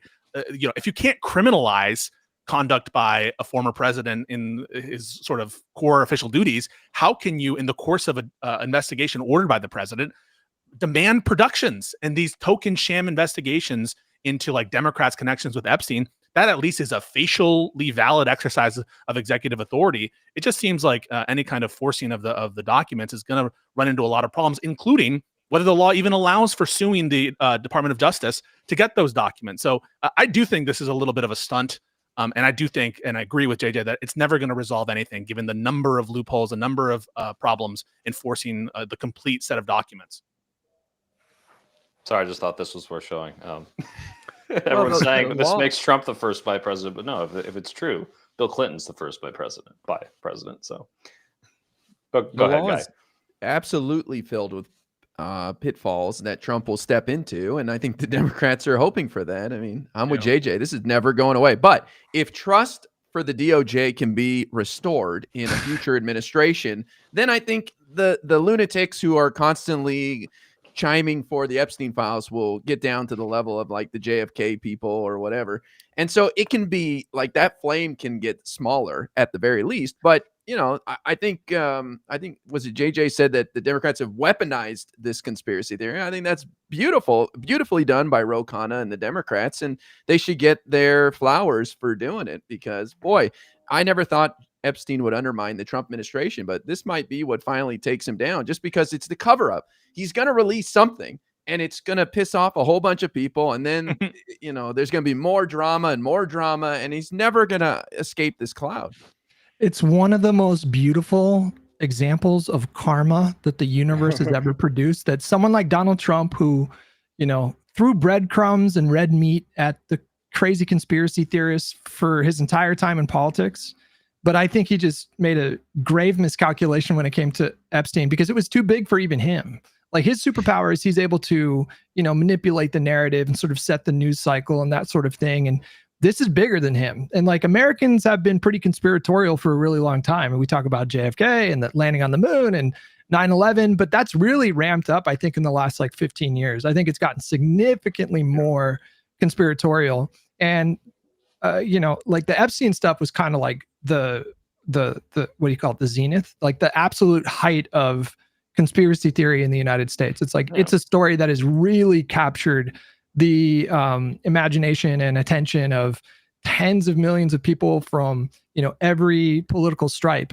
And the fact that he thought that he could just like, bullshit his way through this. Like, when journalists would ask him, what do you think? And he'd say, oh, it's all Democratic hoax. I mean, that was just like pure hubris, that he thought that he could just like, will it away. And the other thing too, that is just hysterical about this whole thing is that this is entirely self-inflicted. Like, he did not have to run on this. You know, like Pam Bondi did not need to fucking do a Epstein 1.0 or phase 1 thing. Like she brought it entirely, like it wasn't even him either. Like he wasn't enthusiastically running on releasing the Epstein files, but he staffed his cabinet with these fucking idiot, super online people.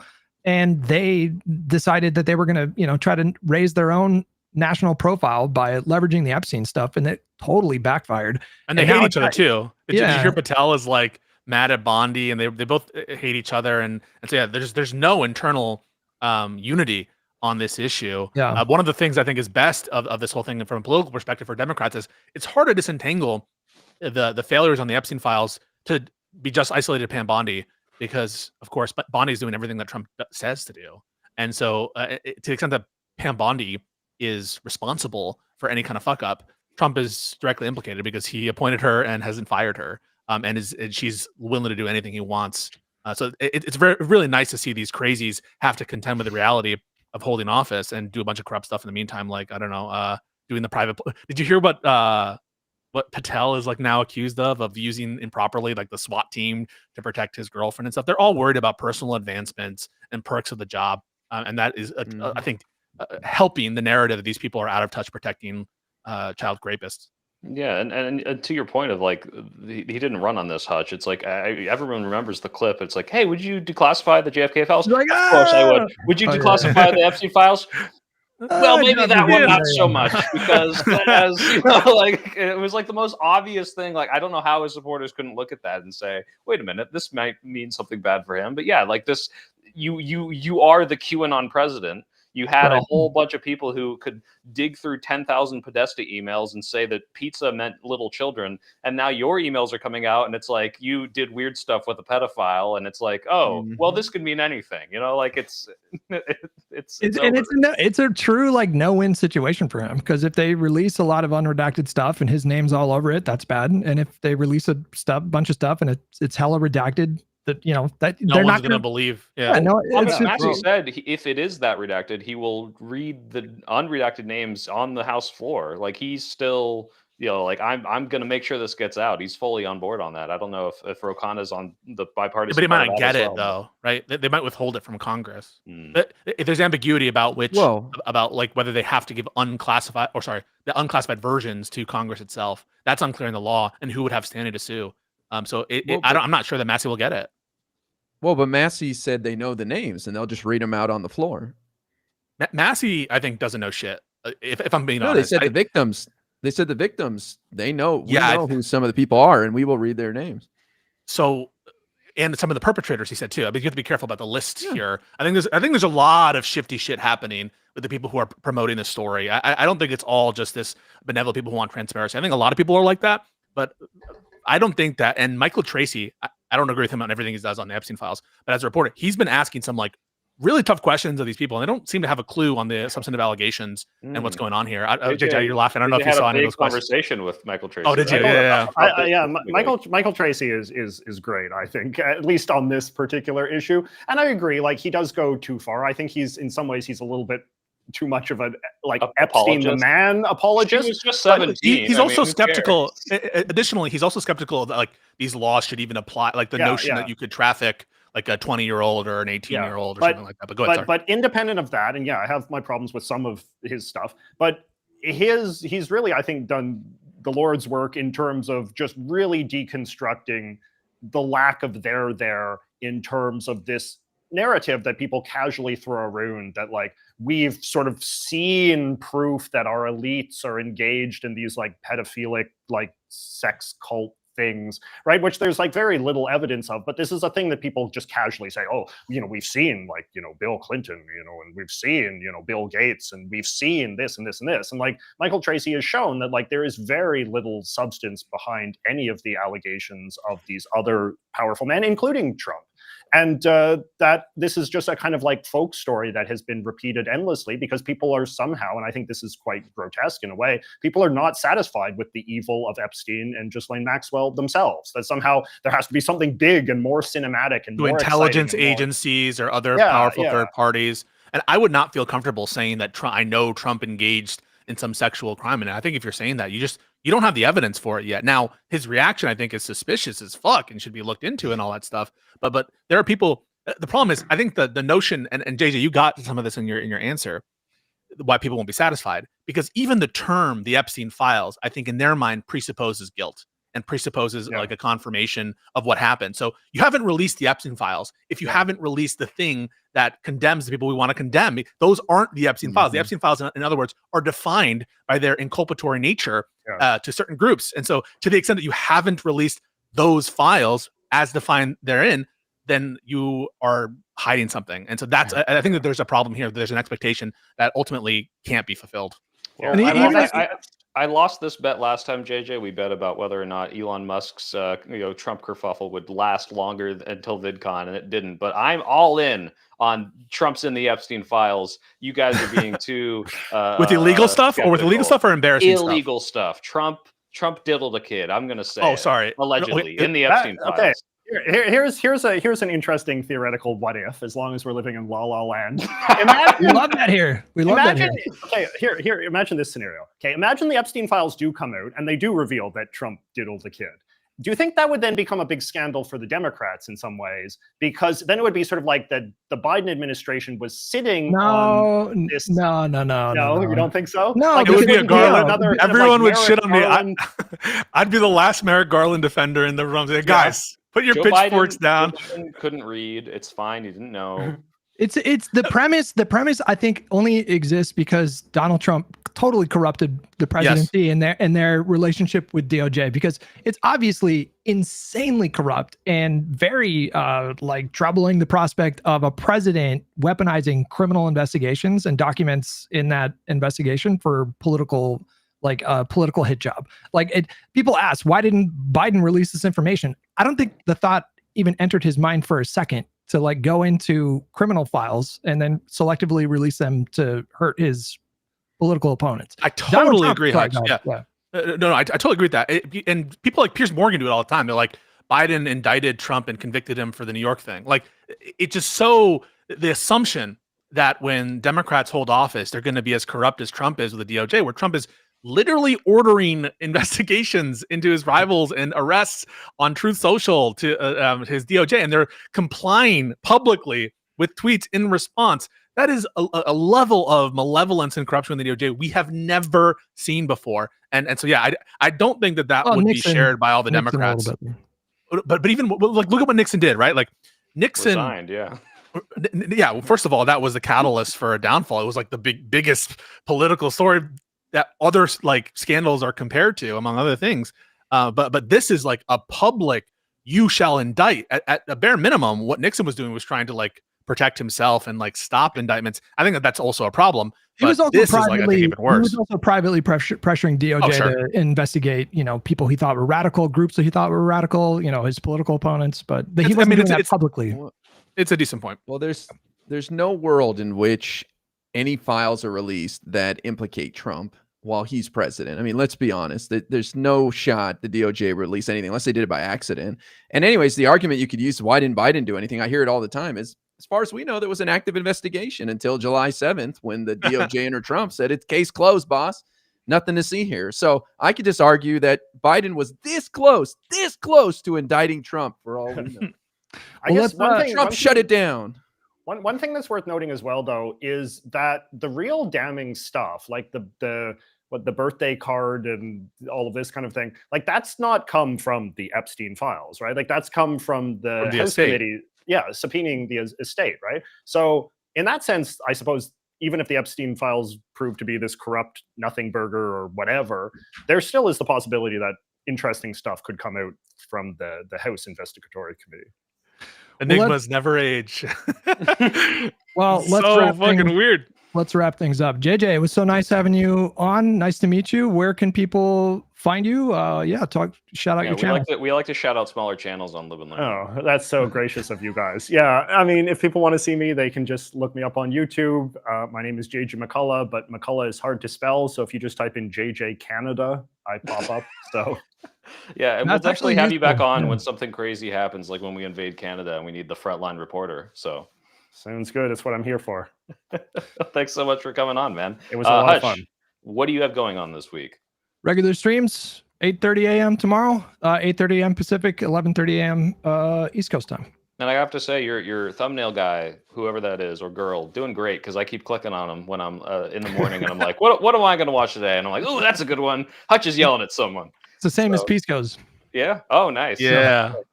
Well, He's whenever we fight on subscribe on my other channel, then. I hope you don't feel weird about that, JJ. It's like now a kind of common routine that Hutch and I will do a little performative. No, you and I were going at it more this That's time. true. Yeah. I needed to. Normally, I have you and Hutch across. I need to do that. There we go. Did you ask me a question? Sorry. Yeah, you were doing the closeouts, right? Pisco? So it's actually funny we have JJ on for this. One of my common people that I try to talk to is another Canadian conservative by the name of Viva Frey. I don't know if you're familiar with. Yeah, me and him go way back. Actually, yeah, he's Canadian. Yeah, he's although I think he might have a house or live in Florida sometimes. I was talking about it last time I heard. Yeah. Oh yeah, he also, by the way, he hates. Well, I don't know if you gave your opinion on Pierre Poilievre, other than when you think that he'll step on the leadership, but he does not like Pierre Poilievre because he thinks Pierre Poilievre blew it by not going in as many like Trump podcasts during the crazy election for Carney or whatever. Viva Frey ran for like this fringe far right party in one of the previous Canadian elections. Like there's a small like dissident party that gets like 1% of the vote. That's like for people that are too right wing for the Conservative Party, and he ran as a parliamentary candidate for that. So yeah, he's been a critic of the Tories from the right. Yeah, I'll have to ask him about that. But anyway, we're trying to set up a conversation between me and him, an update as to our previous conversation where he was like defending the Qatar airplane and all the corruption from Trump. Yeah. We're going to try to get a little update conversation, see how he feels about Epstein. That'll probably happen the week after Thanksgiving, which is this current week. So keep an eye out for that. All right. Guy, what's going on with you this week? Well, I just want to say quickly, JJ, thanks for coming on. I think one of the silver linings of the Trump administration is it's brought us closer to our Canadian neighbors, at least the left. And so I have more of an appreciation for our Canadian friends. So appreciate you being in the fight. I'm just doing my regular streams this week. If you guys want to come see MAGA, try to defend all of this crazy stuff, including supposedly Trump's plan to extend the ACA subsidies after they swore he wouldn't do it. Come hang out on TikTok. Monday through Friday in the morning, I'm debating all these fools. It's hilarious. Nice. And yeah, on my end, I'm doing a TikTok debate regularly Wednesday at 8 for the Unfuck America, trying to raise money for the trips so we can go debate TPUSA. Charlie Kirk is a coward. He won't show up to any of our events anymore. Oh my goodness. But disavow. Disavow. Yeah, you guys are talking about Nick Fuentes capitalizing off it, and I'm just like, nervously eyeing my most recent video, like, who would capitalize off of that? Yeah, that's what's going on. I might do some news on Thanksgiving just to, keep all the people who don't want to talk to their family entertained. But otherwise, yeah, live and learn next Monday. Well, I think we're having a Straighterate on Pisco. We're bringing on. That'll be fun. On progressive. So yeah, we like to shift it around. Not progressive, communist, but not a Marxist Leninist. Do they not like being labeled that? I don't know there was this whole issue. Never mind, don't worry about it. But Marxist Leninism, as I understand it, is not inclusive of all communists, and so she does not profess to be a Marxist Leninist. Okay. Well, anyway, if you guys want to see that, I'm sure that'll be spicy and fun. So thanks again, JJ. Hey, if you want to stick around and chat, I'm going to end the stream, but you can stay in the room. Oh shit! Me and the Carter peanut, yeah, for sure. Anyway, guys, thanks for tuning in. Check out all these guys out. JJ's links in the description, and all the other guys